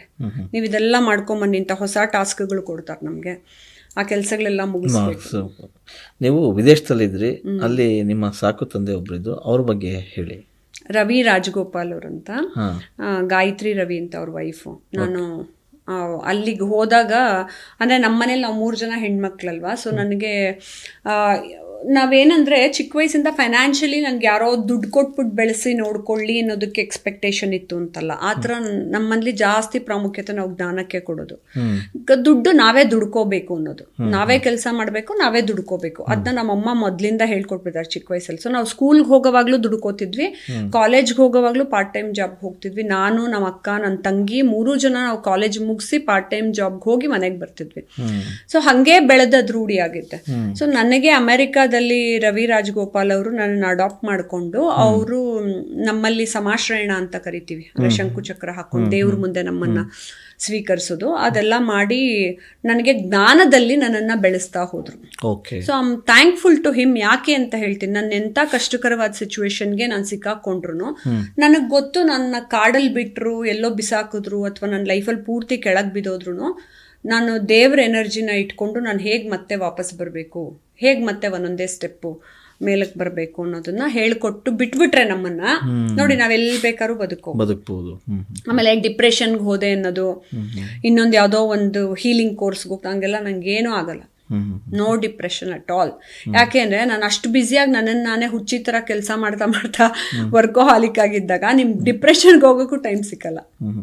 ಎಲ್ಲೋ ಒಂದಿಷ್ಟು ಮಾತಾಡ್ಬಿಡ್ತಾರೆ ಯಾರು ರೂಪಾಯಿಯರವರು, ಅಂದರೆ ಏನೋ ಒಂದು ಹೇಳಿಕೆ ಕೊಡ್ತಾರೆ, ಅದನ್ನು ಫಾಲೋ ಅಪ್ ಮಾಡಲ್ಲ, ಅದು ಆಗೋದಿಲ್ಲ ಬೇಗ ಅಂತ ಮಾತಿದೆ. ಅಂದರೆ ಎಕ್ಸಾಂಪಲ್, ಒಂದು ವೇದಿಕೆಯಲ್ಲಿ ಮೋದಿ ಸಿನಿಮಾ ಮಾಡ್ತೀನಿ ಅಂತ ಹೇಳಿದ್ದುಂಟು, ಅದು ಯಾಕೆ ಕಾರ್ಯಗತ ಆಗ್ಲಿಲ್ಲ ಸರ್? ಅದು ಒಂದನ್ನ ನೀವ್ ಹೇಳ್ತಿದ್ರ, ಬಟ್ ಎಲ್ಲಾ ಕಡೆನೂ ಇರೋ ಮಾತು ಅದು ಉಲ್ಟಾ. ರೂಪಾಯಿಯವರು ಏನೇ ಮಾತು ಕೊಟ್ರು ಅದನ್ನ ಮಾತು ಉಳಿಸ್ಕೊಂಡು ಅದ್ ಮುಗಿಸ್ತಾರೆ ಅಂತ ಕೆಲ್ಸನ.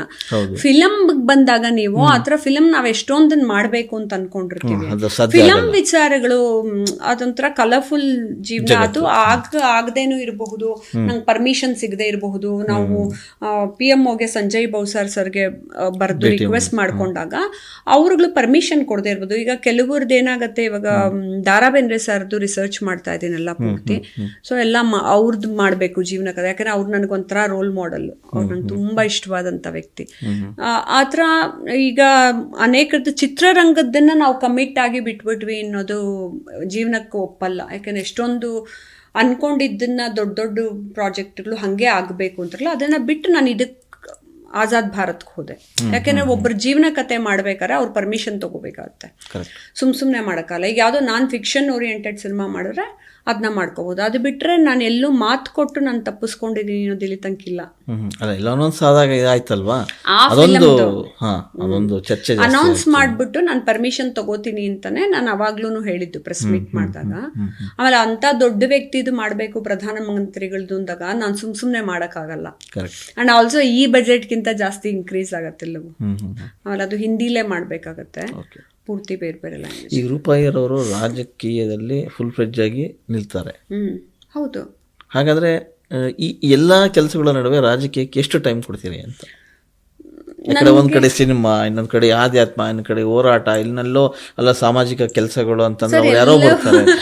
ಹೇಗೆ ಅಂತ ನಾವಾಗಲೇ ಹೇಳ್ದಂಗೆ ನಿಮ್ಗೆ ಎಲ್ಲವೂ ಇಂಟರ್ಲಿಂಕ್ಡ್. ಓಕೆ. ನನ್ನ ಸಿನಿಮಾ ಅಲ್ಲಿ ಕೂಡ ನಾನೊಂದು ಮೆಸೇಜ್ ಇಟ್ಟಿರ್ತೀನಿ ಅಂತ ಹೇಳಿದ್ರೆ, ಈಗ ಆಜಾದ್ ಭಾರತ್ ಫಿಲಮು ಕೂಡ ಪೇಟ್ರಿಯಾಟಿಕ್ ಸಿನಿಮಾ. ಒಬ್ಬ ಮಹಿಳೆ ಬಗ್ಗೆ ಅವಳು ಎಷ್ಟು ದೇಶಕ್ಕಾಗಿ ತ್ಯಾಗ ಮಾಡಿದ್ಲು ಅನ್ನೋದನ್ನ ಯಾಕೆ ತೋರಿಸ್ತಿದೀವಿ ನೀರಾ ಆರ್ಯ ಬಗ್ಗೆ ಅಂತ ಹೇಳಿದ್ರೆ, ಈಗಿನ ಕಾಲದ ಹೆಣ್ಮಕ್ಳು ತುಂಬಾ ಡಿಪ್ರೆಷನ್ಗೆ ಹೋಗ್ಬಿಟ್ಟು ತೊಂದರೆಗೆ ಹೋಗ್ಬಿಟ್ಟು ಅಯ್ಯೋ ನಂಗೆ ಜೀವನದಲ್ಲಿ ಎಲ್ಲ ಕಿತ್ಕೊಂಡ್ಬಿಟ್ರು, ಎಲ್ಲ ಹಿಂಗಾಗೋಯ್ತು ಅಂತ ಆತ್ಮಹತ್ಯೆಗಳು ಮಾಡ್ಕೋತಾರೆ, ಅಥವಾ ಇನ್ನೊಬ್ಬರನ್ನ ಬ್ಲೇಮ್ ಮಾಡಕ್ ಶುರು ಮಾಡ್ಕೋತಾರೆ, ಅಥವಾ ನಮಗ್ ಬಡತನ ಇದ್ದಿದ್ದಕ್ಕೆ ನಾನು ಬೆಳೆಯಕ್ಕಾಗ್ಲಿಲ್ಲ, ನನ್ ಗಂಡ ಹಿಂಗ್ ಮಾಡಿದ್ದಕ್ಕೆ ನಾ ಬೆಳೆಯಕ್ಕಾಗ್ಲಿಲ್ಲ, ಅಥವಾ ನನ್ನ ಹೆಂಡತಿ ಹಿಂಗ್ ಕಿರುಕುಳ ಕೊಡ್ತಿದ್ಲು ಅದಕ್ಕೆ ನಾನು ಇನ್ನಿಬ್ಬರನ್ನ ಮದ್ವೆ ಆದೆ, ಏನೇನೋ ರೀಸನ್ಸ್ ಏನ್ ಬೇಕಾದ್ರೂ ಕೊಡ್ಬೋದು. ಸೊ ಅದ್ರ ತೊಂದರೆಗಳನ್ನೇ ಕಾರಣ ಸಿಂಪತಿನ ಕೊಟ್ಕೊಂಡು ಹೋಗ್ತಾರೆ. ನೀರಾ ಆರ್ಯ ಕ್ಯಾರೆಕ್ಟರ್ನ ನೀವು ನೋಡ್ತಾ ಹೋದ್ರೆ ನೇತಾಜಿ ಅವರ ಮಹಿಳಾ ಆರ್ಮಿಯಲ್ಲಿ ಅವಳು ದೇಶಕ್ಕೋಸ್ಕರ ತನ್ನ ದೇಶ್ ಪೆಹ್ಲೆ ಅಂತ ತನ್ನ ಗಂಡನ್ನೇ ಕೊಲೆ ಮಾಡ್ತಾಳೆ. ನೇತಾಜಿನ ಕೊಲೆ ಮಾಡಕ್ ಬಂದಾಗ ಗಂಡನ್ನೇ ಸಾಯಿಸಿ ತಾನು ಜೈಲ್ಗೆ ಹೋದ್ರೂ ಪರವಾಗಿಲ್ಲ, ನನಗೆ ನೇತಾಜಿ ಮುಖ್ಯ, ದೇಶಕ್ಕೆ ಸ್ವತಂತ್ರ ಸಿಗೋದು ಮುಖ್ಯ ಅಂತ ಒಂದು ದೃಢ ನಿರ್ಧಾರ. ಬ್ರಿಟಿಷ್ ಅಧಿಕಾರಿನೇ ಮದುವೆ ಆಗಿ ಅವರು ಎಲ್ಲಿ ಸುಭಾಷ್ ಚಂದ್ರ ಅವರು ಇದಾರೆ ಹೇಳು ಅಂದಾಗ ಕೂಡ ಹೇಳಲ್ಲ. ಜೈಲ್ಗೆ ಹಾಕ್ತಾರೆ, ಅಲ್ಲಿ ಅವಳಿಗೆ ಟಾರ್ಚರ್ ಕೊಟ್ಟು ಅವಳಿಗೆ ಬ್ರೆಸ್ಟ್ ಕಟ್ ಮಾಡ್ತಾರೆ. ಅದಾದ್ಮೇಲೂ ನಾನು ಹಿಂಗೆಲ್ಲಾ ಮಾಡ್ಬಿಟ್ರು ನಾನು ಸತ್ತೋಗ್ತೀನಿ ಅಂತ ಸಾಯ್ಲಿಲ್ಲ ಅವಳು ಹೈದರಾಬಾದ್ ಅಲ್ಲಿ ಹೋಗಿ ರೋಡ್ ಸೈಡ್ ಅಲ್ಲಿ ನಿಯತ್ತಿಂದ ಹೂವ ಮಾರ್ಕೊಂಡು ಅದರಲ್ಲಿ ತನ್ನ ಜೀವನನ ನಡೆಸ್ಕೊಂಡು ತಾನು ನ್ಯಾಚುರಲ್ ಆಗಿ ಸತ್ಲು. ಈಗ ನಮ್ಮವ್ರಾದ್ರೆ ನಾನ್ ಹೂ ಮಾರ್ಬೇಕಾ, ನಾನು ಎಷ್ಟು ದೊಡ್ಡ ಆರ್ಮಿಲಿ ಇದ್ದವಳು, ನಾನು ಕ್ಯಾಪ್ಟನ್, ನಾನ್ ಮಾಡ್ಬೇಕಾ ಅಂತಂತಾರೆ. ನಮ್ಮ ಆಟಿಟ್ಯೂಡ್ ಜಾಸ್ತಿ. ಆಮೇಲೆ ಒಣಜಂಬ, ಫಾಲ್ಸ್ ಪ್ರೆಸ್ಟೀಜ್, ಒಣಜಂಬ ಅಂತೀವಿ ನಾವು. ಜೀವನ ನಡ್ಸಕ್ ಏನ್ ಕೆಲಸ ಮಾಡಿದ್ರೇನು? ನಾನು ತುಂಬಾ ಜನರಿಗೆ ಬೈದು ತರಕಾರಿ ಅಂಗಡಿಗಳು ಇಡಿಸ್ಕೊಟ್ಟಿದ್ದೀನಿ ನಾನು. ಬೇಕಾದ್ರೆ ನನ್ನ ಹೆಸರು ರೂಪಾ ಅಯ್ಯರ್ ತರಕಾರಿ ಅಂಗಡಿನ ಇಟ್ಕೊಳ್ರಮ್ಮ, ನಿಮ್ಗೆ ಬೇಜಾರು ಅಂತ ಅನ್ಸಿದ್ರೆ, ಅಥವಾ ಈಗೋ ನನಗೆ ಇನ್ಸೆಕ್ಯೂರಿಟಿ ಫೀಲಿಂಗು, ಈ ಥರ ಎಲ್ಲ ನೋಡಿದ್ಯಾ ತರಕಾರಿ, ಹಂಗೆ ತಪ್ಪೇನಿಲ್ಲ ಸರ್. ಇವತ್ತಿನ ದಿನ ಆರ್ಗ್ಯಾನಿಕ್ ತರಕಾರಿ ಮಾರೋದು, ಪಾನಿಪುರಿ ಅಂಗಡಿ ಇಟ್ಕೊಳ್ಳೋದಾಗಲಿ, ಯಾವ್ದಾರ ಒಂದು ಅಂಗಡಿ ನೀನು ಸ್ವಂತ ಉದ್ಯೋಗ ಮಾಡಿ ಬದುಕೋದಿದೆಯಲ್ಲ, ಅದರಷ್ಟು ದೊಡ್ಡ ಪುಣ್ಯಕರ್ಮ ಇನ್ಯಾವುದೂ ಇಲ್ಲ. ಈ ಆಜಾದ್ ಭಾರತ್ ಸಿನಿಮಾದಲ್ಲಿ ನೀರಾ ಆರ್ಯ ಪಾತ್ರ ಒಂದು ಬಯೋಪಿಕ್ ಅನ್ಬೋದಾ ಹೇಗೆ? ಇಲ್ಲ ಸರ್, ಅದು ಬಯೋಪಿಕ್ ಮಾಡಿಲ್ಲ ನಾನು. ಯಾಕೆಂದ್ರೆ ಫಿಕ್ಷನ್ ಓರಿಯೆಂಟೆಡ್ ಮಾಡಿದ್ದೀನಿ. ಅಂದ್ರೆ ಆಜಾದ್ ಭಾರತ್ ಅಲ್ಲಿ ನೇತಾಜಿ ಅವ್ರಿಗೂ ಪ್ರಾಮುಖ್ಯ ಪಾತ್ರ ಇದೆ. ಮತ್ತೆ ಚಜ್ಜುರಾಮ್ ಅಂತ, ಸೇಠ್ ಚಜ್ಜುರಾಮು ನೀರಾ ಆರ್ಯನ ಅಡಾಪ್ಟ್ ಮಾಡಿಕೊಂಡು ಬೆಳೆಸ್ದಂತ ತಂದೆ. 4 ಜನ ಮಕ್ಕಳನ್ನ ಅಡಾಪ್ಟ್ ಮಾಡ್ಕೊಂಡು 4 ಜನನು ದೇಶದ ಒಂದೊಂದು ರಂಗಕ್ಕೆ ಬಿಡ್ತಾರೆ ಕೆಲಸ ಮಾಡಿ ಅಂತ ಅಂದ್ಬಿಟ್ಟು. ಆಮೇಲೆ ಚಜ್ಜುರಾಮ್ ಅವರು ಆಗಿನ ಕಾಲದಿಂದನೂ ಇಂಡಸ್ಟ್ರಿಗಳನ್ನೆಲ್ಲ ಬೆಳೆಸಿಟ್ಕೊಂಡು ಎಲ್ರಿಗೂ ಫಂಡಿಂಗ್ ಮಾಡೋರು, ದೇಶಕ್ಕೆ ಸ್ವತಂತ್ರ ಸಿಗ್ಲಿ ಅಂತ. ನೇತಾಜಿ ಅವ್ರಿಗೆ, ಗಾಂಧೀಜಿ ಅವ್ರಿಗೆ, ಲಾಲ್ ಬಹದ್ದೂರ್ ಶಾಸ್ತ್ರಿ ಅವರ ಲಾಲಾ ಲಜಪತ್ ರಾಯ್ ಅವ್ರಿಗೆಲ್ಲ ಆರ್ಯ ಸಮಾಜಕ್ಕೆ ಆ ಕಡೆ ಎಲ್ಲ ಫಂಡಿಂಗ್ ಮಾಡೋ ಅಂತ ವ್ಯಕ್ತಿ ಆಗಿದ್ರು. ಅವ್ರ ಕ್ಯಾರೆಕ್ಟರ್ನು ಹೈಲೈಟ್ ಮಾಡಿದೀವಿ. ಮತ್ತೆ ಶ್ರೀಕಾಂತ್ ರಂಜನ್ ದಾಸ್ ಅಂತ ನೀರಾ ಆರ್ಯನ್ ಗಂಡ, ಅದೇ CID ಆಫೀಸರು. ಅವ್ನು ಇಂಡಿಯನ್ ಆದ್ರೂ ಆಗಿನ ಕಾಲದಲ್ಲಿ ಏನಾಗ್ತಿತ್ತು, ನಮ್ಮ ಹಿಂದೆ ಒಂದು 4 ಜನರೇಷನ್ ಹಿಂದೆ ಕೂಡ ಅವಾಗ ಬ್ರಿಟಿಷ್ ಇಂಡಿಯಾ ಇಲ್ಲಿ ಇದ್ದಾಗ ಅವ್ರ ಕಂಪ್ನಿಗೆ ನಮ್ಮವ್ರ ಕೆಲಸ ಮಾಡಬೇಕಾಗಿತ್ತು ಅಂತ ಅನಿವಾರ್ಯತೆ ಇತ್ತು. ಅವ್ರ ಹತ್ರ ಕೆಲಸ ಮಾಡಿ ಅವ್ರಿಗೆ ನಿಯತ್ತಿಂದ ಸಿನ್ಸಿಯರ್ ಆಗಿದ್ದಕ್ಕೇನೆ ನಮಗೆ ಮೊದಲನೇ ಸತಿ ಇಂಡಿಪೆಂಡೆನ್ಸ್ ಸಿಕ್ಲಿಲ್ಲ 1857 ಅಲ್ಲಿ, ಆಮೇಲೆ ಸಿಕ್ತು. ಸೊ ಆ ಥರ ಕೆಲಸ ಮಾಡೋ ಅಂತ CID ಆಫೀಸರ್ನ ಇವಳಿಗೆ ಮದುವೆ ಮಾಡಿಸಿರ್ತಾರೆ. ಈ ನೀರಾ ಆರ್ಯ ಅವರಿಗೆ ಆಗಿನ ಸರ್ಕಾರ ಸರಿಯಾಗಿ ನಡ್ಕೊಳ್ಳಿಲ್ಲ, ಗೌರವನ ಕೊಡಲಿಲ್ಲ ನಂಗೆ ತಿಳಿದ ಪ್ರಕಾರ. ಸೊ ಸಿನಿಮಾದಲ್ಲಿ ಕೂಡ ಎಲ್ಲೋ ಒಂದ್ ಕಡೆಗೆ ಆಗಿನ ಸರ್ಕಾರ ಇದ್ದಿದ್ರ ಬಗ್ಗೆ ಬಿಂಬಿಸಿದ್ರ ಹೇಗೆ? ಇದೆಲ್ಲ ಸೆನ್ಸಾರ್ ನಲ್ಲಿ ಒಂಚೂರು ಏನಾದ್ರು ಸಮಸ್ಯೆ ಆಗಬಹುದಾ? ಇಲ್ಲ, ಸೆನ್ಸಾರ್ ಆಗೋಯ್ತು ನಂದು. ನ್ಯೂಸ್ ತರ ಹೇಳ್ಸಿದ್ದೀನಿ ಫಿಲಮ್ ಅಲ್ಲಿ. ನ್ಯೂಸ್ ಅಲ್ಲಿ ಬರೋ ತರ ಏನೂ ಕೊಡ್ಲಿಲ್ಲ. ಅವಳ ಮನೇನು ಸುಟ್ಟಾಕಿದ್ರು. ಅವ್ರಿಗೆ ಒಂದ್ ಮನೆ ಇತ್ತು ಹೈದರಾಬಾದ್ ಅಲ್ಲಿ, ಅದನ್ನು ಸುಟ್ಟು ಹಾಕಿದ್ರು. ಅವ್ರ ಬಯೋಪಿಕ್ ಏನು ಇದು ಬರ್ದಿದ್ರು, ಅದನ್ನು ಕೂಡ ಹರಿದಾಕಿ ಅವರು ಆತ್ಮಕಥೆನ ಹರಿದಾಕಿದ್ರು. ಅದನ್ನೆಲ್ಲ ನಾನು ತಂದಿಲ್ಲ ಇಲ್ಲಿ. ಯಾಕೆ ಅಂತ ಹೇಳಿದ್ರೆ ಸುಮ್ಮನೆ ಅದು ಕಾಂಟ್ರವರ್ಸಿಗೆ ಹೋರಾಟ ಮಾಡೋದೇ ತುಂಬಾ ಕಷ್ಟ ಆಗ್ಬಿಡುತ್ತೆ. ಈಗಲೇ ನನಗೆ ನನ್ನ ಫಿಲಮ್ 4 ಕೇಸ್ ನಡೀತಾ ಇದೆ. ಮತ್ತೆ ಈ ಸಿನಿಮಾ ಸುಪ್ರೀಂ ಕೋರ್ಟ್ಗೆ ಹೋಗಿದ್ದೀನಿ ಅದಕ್ಕೆ ನಾನು. ಓಕೆ, ಹಂಗ ನೀರಾ ಆರ್ಯನ್ ಕಥೆನಲ್ಲಿ ಯಾವ ಕೇಸು ಹೋಗಕ್ಕೆ ಆಗಲ್ಲ ಅಂತ ಹೇಳ್ತೀರಾ, ಅಥವಾ ಏನಾದರೂ ಸಮಸ್ಯೆ ಎದುರಾಗಬಹುದು? ಅಲ್ಲ, ನೀರಾ ಆರ್ಯಗೆ 4 ಕೇಸ್ ಆಗಿರೋದು, ಅದಕ್ಕೆ ಆಗಿರೋದು. ಸುಪ್ರೀಂ ಕೋರ್ಟ್ಗೆ ಹೋಗಿದ್ದೀನಿ ಇವಾಗ ನಾನು. ಅಂದ್ರೆ ಸಮಸ್ಯೆ ಇಲ್ಲ, ಬಿಡುಗಡೆಗಲ್ಲ. ಏನಕ್ಕೆ ಅಂತ ಹೇಳ್ತೀನಿ, ನನ್ನ ದೇಶದಲ್ಲಿ ನಮ್ಮ ಶತ್ರುಗಳು ನೀರಾ ಆರ್ಯ ಬದುಕಿದ್ದಾಗ್ಲೂ ನಮ್ಮವರೇ ಆಗಿದ್ರು. ನಮ್ಮವ್ರಿಗೆ ಶತ್ರು ಅನ್ನೋದನ್ನ ಪ್ರೂವ್ ಮಾಡೋದಕ್ಕೇನೆ ಈಗ ನನಗೂ ಅಷ್ಟೇ ಆ ಫಿಲಮ್ ಮಾಡ್ತಾ ಇರೋದಕ್ಕೆ ಅಷ್ಟು ತೊಂದರೆ ಕೊಡ್ತಿದಾರಲ್ಲ, ನನಗ್ ಧೈರ್ಯ ತುಂಬಿ ನನ್ನ ಮುನ್ನಡೆಸ್ತಾ ಇರೋದೇ ನೇತಾಜಿ ಅವರ ಮರಿ ಮೊಮ್ಮಗಳು. ರಾಜ್ಯಶ್ರೀ ಚೌಧರಿ ಮೇಡಮ್ಮು ನನಗೆ ರೂಪಾಜಿ ಎಲ್ಲೋಗಿ ಇತ್ನಾ ಕುಚ್ ಬಿ ಕರ್ಲೆ ನೀನು ಬಿಡಬಾರ್ದು, ನೀನು ಮುಂದಕ್ಕೆ ಹೋಗಬೇಕು ಅಂತ ನನಗೆ ದಿನ ಮೋಟಿವೇಟ್ ಮಾಡಿಬಿಟ್ಟವರು. 4 ಅಲ್ದಿದ್ರೆ 10 ಕೇಸ್ ಹಾಕ್ಲಿ, ನೀನು ಹೋರಾಟ ಮಾಡು ಅಂತಾರೆ. ಆದರೆ ಹೋರಾಟ ಮಾಡಬೇಕೇನಾಗುತ್ತೆ, ಫೈನಾನ್ಷಿಯಲಿ ತೊಂದರೆ ಆಗುತ್ತೆ, ಟೈಮ್ ಕನ್ಸ್ಯೂಮಿಂಗ್ ಆಗುತ್ತೆ. ನಾನು ಇದಕ್ಕೆ ಹೋಗಬೇಕು, ಹೈಕೋರ್ಟ್ಗೆ ಹೋಗಬೇಕು, ಸುಪ್ರೀಂ ಕೋರ್ಟ್ಗೆ ಹೋಗಬೇಕು, ಲೋಕಲ್ ಕೋರ್ಟ್ಗಳಿಗೆ ಹೋಗಬೇಕು. ಎವ್ರಿ ಕೋರ್ಟ್ಗೆ ಲಾಯರ್ ಫೀಸ್ ಎಷ್ಟಾಗುತ್ತೆ, ಟೈಮ್ ಕಿಲ್ ಆಗೋದ್ರಲ್ಲಿ. ಸುಪ್ರೀಂ ಕೋರ್ಟಲ್ಲಿ ಕೇಸ್ ಇರೋರಿಗೆ ಗೊತ್ತು, ಪರ್ ಹಿಯರಿಂಗ್ ನಿಮ್ಗೆ ಏನಿಲ್ಲ ಅಂದ್ರೂ 3 ರಿಂದ 4 ಲಕ್ಷ ರೂಪಾಯಿ ಆಗುತ್ತೆ, ಅದು ಬೇಡ್ಕೊಂಡ್ರೆ. ಸೊ ನಿಮ್ಮವರೇ, ನಮ್ಮ ದೇಶದವ್ರು ನಮಗೆ ತೊಂದರೆ ಏನು ಕೊಡ್ತಾರೆ. ಇವಾಗ ನಾನೇನೋ ಒಂದು ಒಳ್ಳೇದು ಮಾಡಕ್ಕೆ ಹೋದ್ರೆ ನಾನೇನು ಮಾಡ್ತಿರೋದು ಹಳೆ ಕಥೆನ ತಗೊಂಬಂದು ತೋರಿಸ್ತಾ ಇರೋದಷ್ಟೇ ಜನಕ್ಕೆ, ಆಜಾದ್ ಭಾರತ್ ಅಂತ. ಆದರೆ ನಮ್ಮವರೇ, ನಮ್ಮ ದೇಶದವ್ರು ನಮಗೆಲ್ಲ ತೊಂದರೆ ಕೊಟ್ಟು ನಿಮಗೆ ಕಾಲು ಎಳಿತಾರೆ, ಹಿಂಸೆ ಕೊಡ್ತಾರೆ, ತೊಂದರೆ ಕೊಡ್ತಾರೆ ಅನ್ನೋದು ಆಗಿನ ಕಾಲದಿಂದ ನಡ್ಕೊಂಡ್ಬಂದು. ನಿಜವಾದ ನೀರಾರ್ಯ ಬದುಕಿದ್ದಾಗಲೂ ಹಿಂಗೆ, ನಾನು ಕೋರ್ಟಲ್ಲಿ ಹತ್ಕೊಂಡು ಇದನ್ನೇ ಹೇಳಿದೆ, ನಿಜವಾದ ನೀರಾರ್ಯ ಬದುಕಿದ್ದಾಗಲೂ ನೀವೆಲ್ಲ ಹಿಂಗೆ ತೊಂದರೆ ಕೊಟ್ಟು ಅವಳನ್ನ ಸಾಯಿಸ್ಬಿಟ್ರಿ. ಈಗ ಅದೇ ಕಥೆನ ನಾವು ತೆರೆ ಮೇಲೆ ತರ್ತಿದ್ದೀವಿ ಅಂದಾಗಲೂ ನೀವು ನನಗೆ ಹಿಂಗೆ ಹಿಂಸೆ ಕೊಡ್ತಾ ಇದ್ದೀರಾ. ಸೊ ಏನು ಬದಲಾಗಿದ್ದಾರೆ ಇವರು ಭಾರತೀಯರಲ್ಲಿ ಅನೇಕರು ಅಂದರೆ ಅದೇ ಕೆಟ್ಟ ಮನಸ್ಥಿತಿನ ಇಟ್ಕೊಂಡಿದ್ದಾರೆ. ಓಕೆ, ಎಲ್ಲ ಸರಿ. ಈ ಸೋಷಿಯಲ್ ಮೀಡಿಯಾದಲ್ಲಿ ಆಗಾಗ ರೂಪಾಯಿಯರ ಬಗ್ಗೆ ಸಾಕಷ್ಟು ಕಾಮೆಂಟ್ಗಳು ಬರ್ತಾ ಇರ್ತವೆ. ಇತ್ತೀಚೆಗೆ ನಿಮಗೆ ಯಾರೋ ಒಬ್ಬ ಕಾಮೆಂಟ್ ಮಾಡಿದ, ಡೋಂಟ್ ಹೇಟ್ ಮುಸ್ಲಿಮ್ ಅಂತೇಳಿ, ಅದ್ರ ಬಗ್ಗೆ ಸಾಕಷ್ಟು ವಿಚಾರ ಕೂಡ ಬಂದೋಯ್ತು. ಸೊ ಹಾಗಾದರೆ ಮುಸ್ಲಿಂ ಧರ್ಮವನ್ನ ವಿರೋಧ ಮಾಡೋರ ರೂಪಾಯಿಯರು ಅಂತ? ಖಂಡಿತ ಇಲ್ಲ. ಅದು ಕಾಮೆಂಟ್ ಬಂದಿದ್ದಲ್ಲ, ಎಲ್ರಿಗೂ ಗೊತ್ತದು. ನನ್ನ ಡಿಜಿಟಲ್ ಅರೆಸ್ಟ್ ಮಾಡಿದ್ರು 24 hours. ಸೊ ಅದು ಗೌರ್ಮೆಂಟ್ ಇಂದ ಬಂದಿದೆ. ನಾನು KYC ಕೊಡಬೇಕು, ನಂದು ಕಂಪ್ನಿದು ಮತ್ತೆ ನಂದು ಬ್ಯಾಂಕ್ ಅಕೌಂಟ್ ಬ್ಲಾಕ್ ಆಗತ್ತೆ ಅಂತ ನಾನು ಅದನ್ನ ಡಿಜಿಟಲ್ ಅರೆಸ್ಟ್ ಅಲ್ಲಿ ತಗೊಂಡಿದ್ದೆ, ವಿಡಿಯೋ ಕಾಲ್ನ. ಆಮೇಲೆ ಅದು ಗೊತ್ತಾಯ್ತು, ಅವ್ರು ದುಡ್ಡು ಕೇಳಿದಾಗ ಅದು ಮೋಸ ಮಾಡ್ತಿದ್ದಾರೆ, ಫೇಕು ಅಂತ. ಯಾಕೆಂದ್ರೆ ಮೊದ್ಲಿಂದ ಅದು ನಿಜವಾಗ್ಲೂನೇ ಇತ್ತು. ನನಗೆ ತುಂಬಾ ಸತಿ ಹತ್ರ ಬಂದಿತ್ತು, ಬ್ಯಾಂಕ್ ಇವಾಗ್ಲೂ ನಂದು SBI ಬ್ಲಾಕ್ ಮಾಡಿದ್ದಾರೆ, KYC ಕೊಡ್ಬೇಕು, ಅದೆಲ್ಲ ಹೋಗ್ಬೇಕು. ಸೊ ನಾನು ಅದು ನಿಜ ಅಂತ ತಗೊಂಡಾಗ ಕೊನೆಯಲ್ಲಿ ಅವ್ನು ಹೇಳ್ದ, ದುಡ್ಡುಗೆ ನಾ ಕೊಡಲ್ಲ, ಇದನ್ನ ಅಣ್ಣಾಮಲೈ ಸರ್ ಹ್ಯಾಂಡಲ್ ಮಾಡ್ತಿದ್ದಾರೆ ಅಂತಂದಾಗ ಡೋಂಟ್ ಹೇಟ್ ಮುಸ್ಲಿಂ ಅಂತ ಅಂದ್ಬಿಟ್ಟು ಅವರು ನನಗೆ ಮೆಸೇಜ್ ಕಳಿಸಿದ್ದು. I talk to go and talk to Modi ji, don't hate Muslims, I hate Modi ji ಅಂತ ಅವರುಗಳು ಅದನ್ನ ಅವರೇ ಅಸ್ಯೂಮ್ ಮಾಡ್ಕೋತಿದ್ದಾರೆ, ಡೋಂಟ್ ಹೇಟ್ ಮುಸ್ಲಿಮ್ಸ್ ಅಂತ. ನಾವ್ ಹತ್ರ ಮಾಡಕ್ಕೆ ಹೋಗಿಲ್ಲ ಸರ್. ಭಾರತ ದೇಶದಲ್ಲಿ ಮೊದ್ಲಿಂದಾನು ಯಾರ್ಯಾರು ನಮಗೆ ಅತಿಥಿಗಳಾಗಿ ಬಂದಿದಾರೋ ನಾವೆಲ್ಲರೂ ಗೌರವದಿಂದ, ಸಹಿಷ್ಣುಗಳಾಗಿ ಎಲ್ರೂ ಪ್ರೀತಿಯಿಂದ ಕಂಡಿದೀವಿ. ನಾವ್ ಯಾರು ಹೌಹಾರ್ಕೊಂಡು ಹೋಗಿ ಜಗಳ ಆಡಿಲ್ಲ. ನಾವು ಯಾರನ್ನು ಹೋಗಿ ಅವರ ಗ್ರಂಥಗಳನ್ನಾಗ್ಲಿ ಅವ್ರ ಬಗ್ಗೆ ಆಗ್ಲಿ ನಾವ್ ಯಾರು ಬೈಯಕ್ಕೂ ಹೋಗಿಲ್ಲ. ಆಮೇಲೆ ನಾವು ಎಸ್ಪೆಷಲಿ ಹಿಂದುತ್ವದಲ್ಲಿ, ನಮ್ಮ ಹಿಂದೂ ಫಿಲಾಸಫಿನಲ್ಲಿ ಎಲ್ಲಾ ಜೀವಾತ್ಮದಲ್ಲೂ ಪರಮಾತ್ಮನ ಅಂಶ ಇದೆ ಅಂತಂದಾಗ ನಾವೇ ಹೋಗ್ಬಿಟ್ಟು ನಮ್ಮ ಟೆರಿಟರಿ ಒಳಗಡೆ ಬಂದು ನಮ್ಮ ಹತ್ರ ಜಗಳಕ್ಕೆ ಬಂದಿಲ್ಲ ಅಂತ ಹೇಳಿದ್ರೆ ನಾವೇ ಪಕ್ಕದ ಮನೆಗೆ ಹೋಗಿ ಬಾಗಿಲು ತಟ್ಕೊಂಡು ಹೋಗಿ ಹೊಡೆಯಕ್ಕೆ ಹೋಗಲ್ಲ. ನಾವು ಅದನ್ನ ಮಾಡಿಲ್ಲ. ಅದರಲ್ಲೂ ಎಸ್ಪೆಷಲಿ ನಾನಂತೂ ಫಿಲಾಸಫಿನ ಮೊದಲಿಂದ ಕೊನೆ ತನಕ ಪಾಲಿಸೋಳು. ನಾವೆಲ್ಲ ಹಂಗೆ ಮಾಡಲ್ಲ. ತುಂಬ ಜನ Muslim leaders they like me so much. ಅವರೆಲ್ಲ ತರ್ಕಕ್ಕೆ, ಇವನ್ ಫಿಲಾಸಫಿ ತರ್ಕಕ್ಕೆ ನನ್ನ ಕೂಡಿಸ್ಕೊಂಡು ವಿ ಆಲ್ ಡಿಸ್ಕಸ್, ಕ್ರಿಶ್ಚಿಯನ್ಸ್ ಆಗಲಿ ಮುಸ್ಲಿಮ್ಸ್ ಆಗಲಿ, ನಮ್ದ್ರಲ್ಲೇನಿದೆ ಅನ್ನೋದನ್ನ. ಹಾಗಾಗಿ ಅವರಲ್ಲೂ ಅನೇಕ ಜನ ಲೀಡರ್ಸ್ ಭಗವದ್ಗೀತೆನೂ ಕೋಟ್ ಮಾಡಿ ಹೇಳ್ತಾರೆ. ಇದು ಯಾರು ಅಂದ್ರೆ ಸಹಿಷ್ಣುಗಳಲ್ಲದೆ ಇರೋರಿಗೆ ತುಂಬಾ ಇಮಿಡಿಯೇಟ್ ಆಗಿ ಕೋಪ ಬಂದು ಅಗ್ರೆಸಿವ್ ಆಗಿ ಬಿಹೇವ್ ಮಾಡ್ತಾರಲ್ಲ, ಅಂತ ಅವರುಗಳು ಈ ಜನರ ಮಧ್ಯೆ ಜಗಳಗಳನ್ನ ತುಂಬಿಸ್ತಾ ಇರೋದು. ಮತ್ ಇವ್ನು ಯಾರೋ ಡಿಜಿಟಲ್ ಅರೆಸ್ಟ್ ಅಲ್ಲಿ ಬಂದ್ಬಿಟ್ಟು ದುಡ್ಡು ಕಿತ್ಕೊಳ್ತಾ ಇರೋನು ನನಗೆ ಹೇಳೋ ರೈಟ್ಸ್ ಅವ್ನಿಗೆ ಏನಿದೆ ಸರ್, ಡೋಂಟ್ ಹೇಟ್ ಮುಸ್ಲಿಂ ಅಂತ. First of all he is eating Hindus money. ಅವನು ಹಿಂದೂಗಳಿಗೆ ಮೋಸ ಮಾಡಿ ಫೋನಲ್ಲಿ ಅರೆಸ್ಟ್ ಮಾಡ್ಕೊಂಡು ದುಡ್ಡು ತಿಂತಾ ಇದ್ದಾನೆ ಅಂತ ಹೇಳ್ಬಿಟ್ಟು, ದುಡ್ಡು ತಿನ್ನವನೇ ಕಳ್ಳ ಬಂದು ನಮಗ್ ಬುದ್ಧಿವಾದ ಹೇಳ್ತಾನೆ ಅಂದ್ರೆ ಡೋಂಟ್ ಹೇಟ್ ಮುಸ್ಲಿಂ ಅಂತಂದ್ರೆ, ನಿಜವಾದ ಬುದ್ಧಿವಂತರು ನಿಜವಾಗ್ಲೂ ಒಳ್ಳೆ ತರದಲ್ಲಿ ನಡ್ಕೋತಾರೆ. ನಾವೇನ್ ಮಾಡ್ಬೇಕು? ಅಲ್ಲಿಗೂ ನಾವೇನು ವಾಪಸ್ ಅವನಿಗೇನು ಹೇಳಲಿಲ್ಲ. You are a nice person, don't trust anyone, don't hate anyone, ಅದು ಆ ಥರ ಎಲ್ಲ ನನಗೆ ಅವ್ನು ಬರ್ತಿದ್ದು. ಯಾಕೆಂದ್ರೆ ನಾನು ಅವ್ನು ವಿಡಿಯೋ ಹಾಕಿಟ್ಕೊಂಡು ನಾನು ಸುದರ್ಶನ ಹೋಮ ಎಲ್ಲ ಮಾಡಿದ್ದೀನಿ ರಾತ್ರಿ. ಓಕೆ, ಈ ಸನಾತನ ಧರ್ಮದ ಬಗ್ಗೆ ನಿಮ್ಮ ಅಭಿಪ್ರಾಯ? ಅಲ್ಲ, ಸನಾತನ ಧರ್ಮವೇ ನಮ್ಮ ಫೌಂಡೇಶನ್ ಅಲ್ವಾ ಸರ್. ಇವಾಗ ನಾನು ನೀವು ಇವತ್ತಿರ್ತೀವಿ, ನಾಳೆ ಹೋಗ್ತೀವಿ. ಅನೇಕ ಜನರು ಬಂದ್ರು ಹೋದ್ರು ರೊಟೇಷನ್ ಅಲ್ಲಿ ಹೋಗ್ತಾನೆ ಇರ್ತೀವಲ್ವಾ.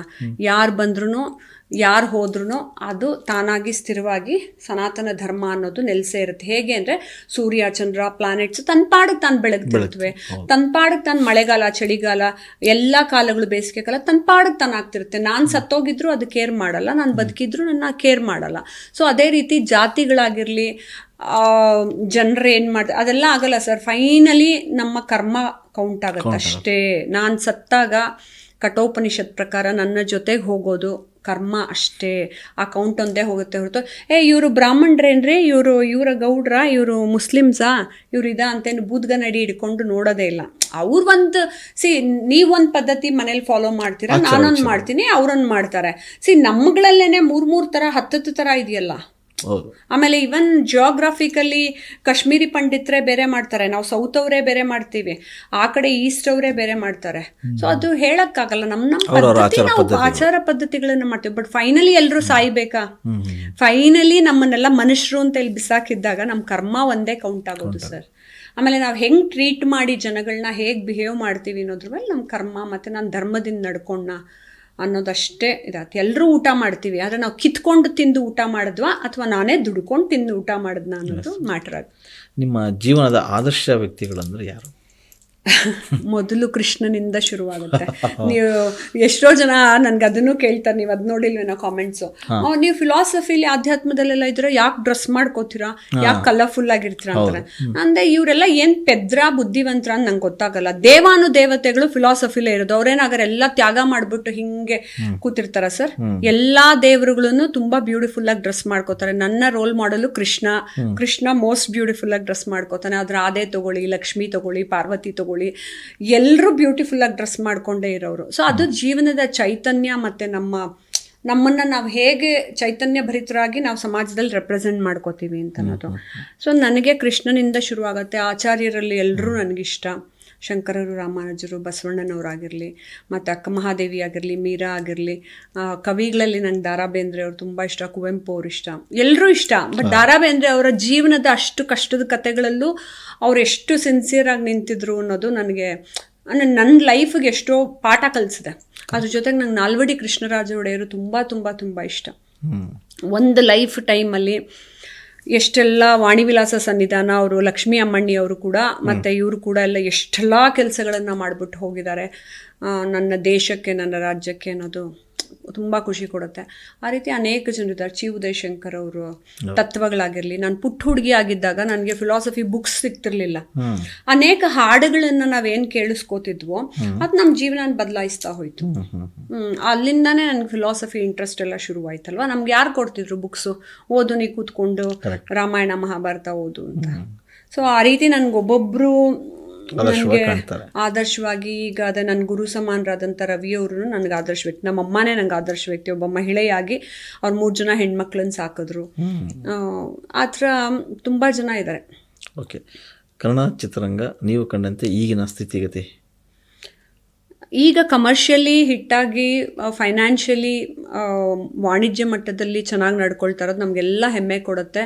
ನಾನು ಮುಂಬೈಗೆ ಹೋದಾಗಲೂ ಕೂಡ ತುಂಬ ಜನ ಕಾಂತಾರ ಬಗ್ಗೆ ಮಾತಾಡಿಕೊಂಡು ವಾವ್ ಅನ್ನೋದೆಲ್ಲ ಅವರು ಸೌಂಡ್ ಮಾಡ್ತಾ ಇದ್ದಾಗ ನಂಗೆ ಖುಷಿ ಕೊಡ್ತು.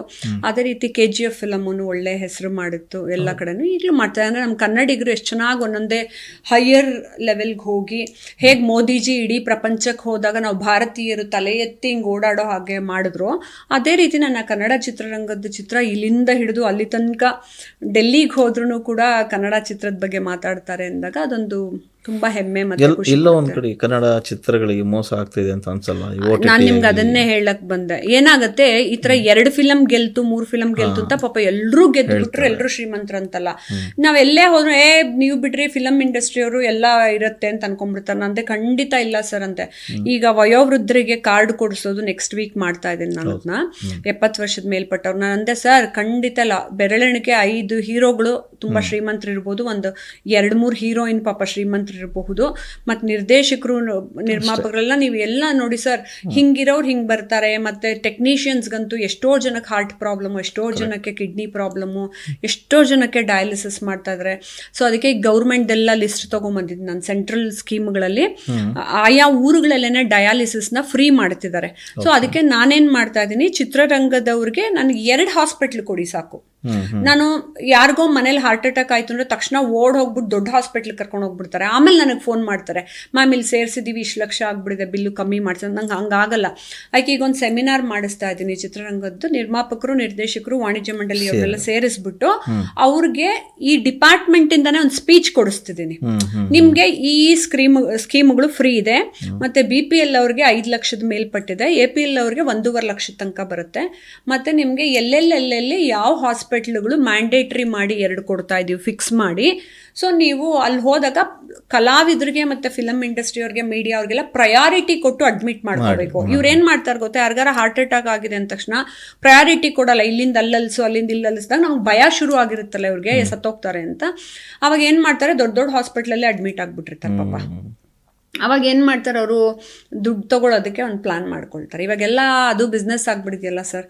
ಅದಕ್ಕಾಗಿ ನಾನು ಹೇಳಿದೆ, ನೆನ್ನೆನೂ ಅವ್ರ ಹತ್ರ ಹೆಲ್ತ್ ಆಫೀಸರ್ ಹತ್ರ ಮಾತಾಡ್ಕೊಂಬಂದೆ ನಾನು, ಡಾಕ್ಟರ್ ಸುರೇಶ್ ಅವ್ರ ಹತ್ರ. ಅದನ್ನೇ ನಾನು ಹೇಳಿದೆ, ಸರ್ ನೀವು ಅನ್ಕೊಳ್ಳೋ ಅಷ್ಟು ಚಿತ್ರರಂಗದಲ್ಲಿ ಎಲ್ಲರೂ ಶ್ರೀಮಂತರಾಗಿ ತುಂಬ ಚೆನ್ನಾಗಿದ್ದಾರೆ ಅಂತಲ್ಲ, ಇನ್ಶೂರೆನ್ಸ್ ಇಟ್ಕೊಂಡಿದ್ರು ಕ್ಲೈಮ್ ಮಾಡೋಕ್ಕೆ ಎಷ್ಟೋ ಜನಕ್ಕಾಗಿಲ್ಲ. ಈಗ ನೋಡಿ ಎಷ್ಟೋ ಜನ ಹೊರಟೋದ್ರು ನಮ್ಮ ಇಂಡಸ್ಟ್ರಿಲಿ, ದಿನ ಒಂದೊಂದು ನ್ಯೂಸ್ ಬರ್ತಾ ಇರುತ್ತೆ. ಬಟ್ ಎಲ್ಲರೂ ಗ್ರೂಪ್ ಅಲ್ಲಿ ಫಂಡ್ ರೈಸ್ ಮಾಡ್ತಾರೆ, ನಮಗ್ ದುಡ್ಡು ಕೊಡಿ ಅಂತ ಅಂದ್ಬಿಟ್ಟು. ನಾನ್ ಹೇಳೋದು, ನಾವೆಲ್ಲ ಸ್ವಾವಲಂಬಿಗಳಾಗಿ ಬದುಕಬೇಕು ಮತ್ತೆ ಸ್ವಾಭಿಮಾನದಿಂದ ಇಂಡಸ್ಟ್ರಿ ಅವ್ರು ಬದುಕಬೇಕು ಅಂದ್ರೆ ಪ್ರಧಾನಮಂತ್ರಿಗಳು ಕೊಟ್ಟಿರೋ ಎಲ್ಲ ಯೋಜನೆದನ್ನು ನಮ್ಗಳಿಗೆ ಪ್ರತಿ ಸತಿ ಇವ್ರು ಇನ್ಫ್ಲೂಯೆನ್ಸ್ ತೊಗೊಂಡು ಹೋಗೋಕ್ಕಾಗಲ್ಲ ಸರ್. ನಾವು ನನಗೆ 2 ಹಾಸ್ಪಿಟ್ಲ್ ಫಿಕ್ಸ್ ಮಾಡಿಕೊಟ್ಬಿಡಿ ಅಂತಿದ್ದೀನಿ. ಅದನ್ನ ಇನ್ನೇನು ಶೀಘ್ರದಲ್ಲೇ ನಾನು ತಿಂಗಳಲ್ಲಿ ಅದನ್ನ ಮಾಡಿಸ್ಬೇಕು ಅಂತ ಅದು ನನ್ನ ಆಸೆ. ನಾನು ಇಂಡಸ್ಟ್ರಿ ಅವ್ರ ಪಾಪ ಹೆಲ್ತ್ ಇಶ್ಯೂಸ್ಗೆ ಯಾವಾಗಲೂ ಗ್ರೂಪಲ್ಲಿ ದುಡ್ಡು ಕಲೆಕ್ಟ್ ಮಾಡ್ತಾರೆ, ಈ ಥರ ಹಾಸ್ಪಿಟ್ಲಲ್ಲಿದ್ದಾರೆ ಕೊಡಿ ಅಂತ. ಓಕೆ, ಕೊನೆಯದಾಗಿ ನಿಮ್ಮ ಕೌಟುಂಬಿಕ ಜೀವನ ಹೇಗಿದೆ? ಕೌಟುಂಬಿಕ ಜೀವನ ಯಾವಾಗಲೂ ಚೆನ್ನಾಗೇ ಇರುತ್ತೆ. ಸೊ ನಾವು ಯಾವಾಗಲೂ ಎನರ್ಜೆಟಿಕ್ ಆಗಿ, ಓಡಾಟಗಳು ನಿಮ್ದು ಜಾಸ್ತಿ, ಒಂದು ಡೆಲ್ಲಿ, ಮುಂಬೈ ಆ ಕಡೆ. ನಮ್ಮ ಮನೇಲಿ ಅದೇ ಹೇಳ್ತಾರಲ್ಲ, ಏರ್ಪೋರ್ಟ್ ಅಲ್ಲೇ ಒಂದು ರೂಮ್ ಮಾಡ್ಕೊಂಡು ಅಲ್ಲೇ ಇದ್ಬಿಡೆ, ಬರಲೇಬೇಡ ನೀನು, ಇಲ್ಲಿಂದ ಇಲ್ಲಿ ಓಡಾಡಕ್ಕೆ 3 ಅವರ್ ಆಗುತ್ತೆ, ಬೆಂಗಳೂರು ಟ್ರಾಫಿಕ್ ಅಲ್ಲಿ ತುಂಬಾ ಕಷ್ಟ ಅಂತ. But I manage everything. ನಾನು ಎಲ್ಲದಕ್ಕೂ ಎನರ್ಜಿ ಇಟ್ಕೋತೀನಿ. ಸೊ ಆ ಎನರ್ಜಿ ಏನು ಅಂತ ಹೇಳಿದ್ರೆ, ನನ್ನ ಅಷ್ಟು ದೇವ್ರ ಪೂಜೆ ಮಾಡೋದ್ರಿಂದ ಪ್ರಾಬಬ್ಲಿ ದೇವ್ರು ನನಗೆ ಕೊಡ್ತಾರೆ ಮಲ್ಟಿ ಟಾಸ್ಕ್ ಮಾಡೋದಕ್ಕೆ. ಅದ್ರ ಜೊತೆಗೆ ದಿನಕ್ಕೊಂದು 20 ಜನ ಫೋನ್ ಮಾಡ್ತಾರೆ ಹೆಲ್ಪ್ ಕೇಳ್ಕೊಂಡು ಅಥವಾ ಅಸ್ಟ್ರಾಲಜಿದ್ ಕೇಳ್ಕೊಂಡು. ಅವ್ರಗಳಿಗೆಲ್ಲ ನೋ ಅನ್ನಕ್ಕಾಗಲ್ಲ, ಬೇಜಾರು ಮಾಡ್ಕೊತಾರೆ, ಕೋಪ ಮಾಡ್ಕೋತಾರೆ, ಅಥವಾ ಯಾವುದೋ ತುಂಬ ಕೆಟ್ಟ ಪರಿಸ್ಥಿತಿಲಿ ಇರ್ತಾರೆ ಪಾಪ. ಯಾರಿಗೋ ಕ್ಯಾನ್ಸರು, ಯಾರಿಗೋ ತುಂಬ ಸಾವು ಬದುಕಿನ ಮಧ್ಯೆ ಹೋರಾಟ, ಏನೋ ಒಂದು ಅಡ್ವೈಸ್ ಮಾಡೋದು ಇದ್ದೇ ಇರುತ್ತೆ. ಆವಾಗ ಮನೆಯಲ್ಲಿರೋರ್ಗೂ ಎಲ್ರಿಗೂ ಸಮಯ ಕೊಟ್ಟು ಎಲ್ಲರ ಜೊತೆನೂ ಓಡಾಡ್ಕೊಂಡ್ರೆ ಅದು ಎಲ್ಲ ಕಡೆನೂ ನಾನು ಹಿಂಗೆ ಎನರ್ಜೆಟಿಕ್ ಅಂತ ಗೊತ್ತು. ಮದುವೆಗೆ ಮುಂಚಿಂದನೂ ಗೊತ್ತು ನಾನು ವರ್ಕೋಹಾಲಿಕ್, ನಾನು ಹಿಂಗೆ ಇದ್ದೀನಿ ಅಂತ. ಎಲ್ಲದಕ್ಕೂ ಟೈಮ್ ಕೊಡ್ತೀರಿ ಅಷ್ಟೇ, ಕೊಡಲೇಬೇಕಲ್ಲ ಸರ್.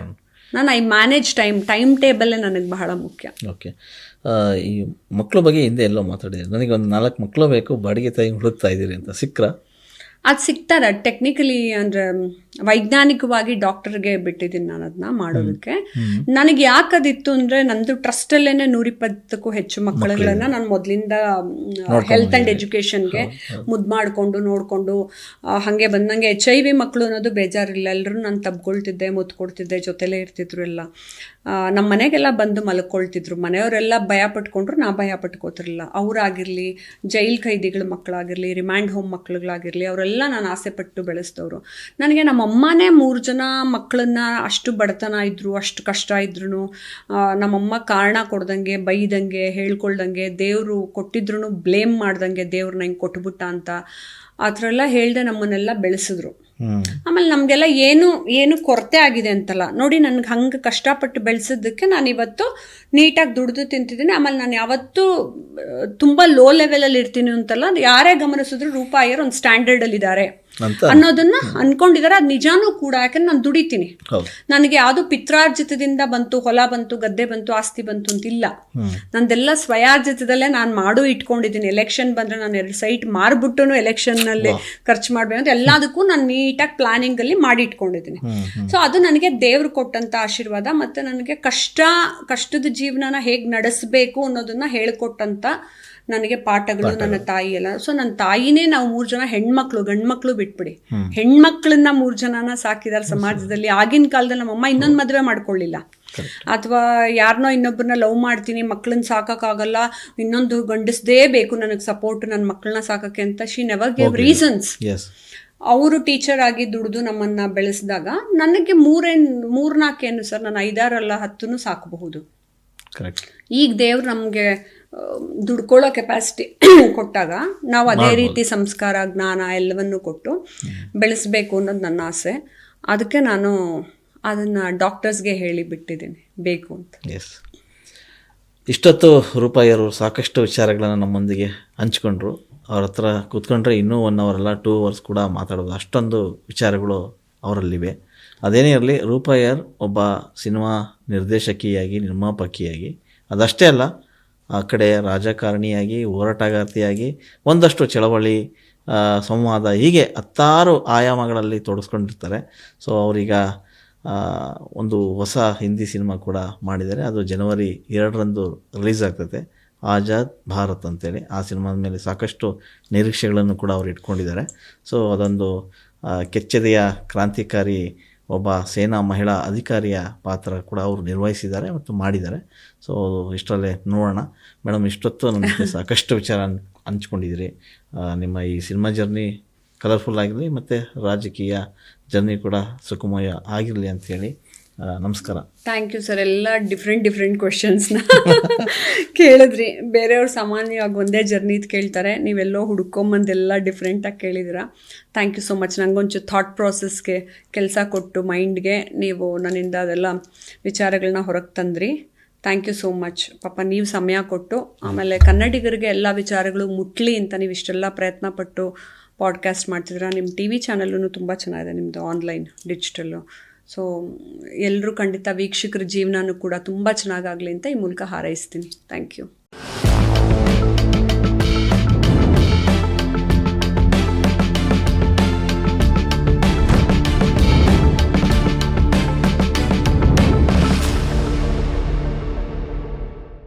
ನೀವು ಸಣ್ಣ ಆಗ್ಬೇಕಲ್ವಾ? ಅದು ಒಂದು ಉತ್ತಮ ಆಹಾರದಿಂದ ಸಣ್ಣ ಆಗ್ಬೇಕಲ್ವಾ? ಪ್ರತಿದಿನ ನಮ್ಮ ಜೀನಿ ಸ್ಲಿಮ್ನ ಯೂಸ್ ಮಾಡಿ ಯಾವುದೇ ಸೈಡ್ ಎಫೆಕ್ಟ್ ಇಲ್ದಂಗೆ ನೀವು ಸಣ್ಣ ಆಗ್ತೀರಾ.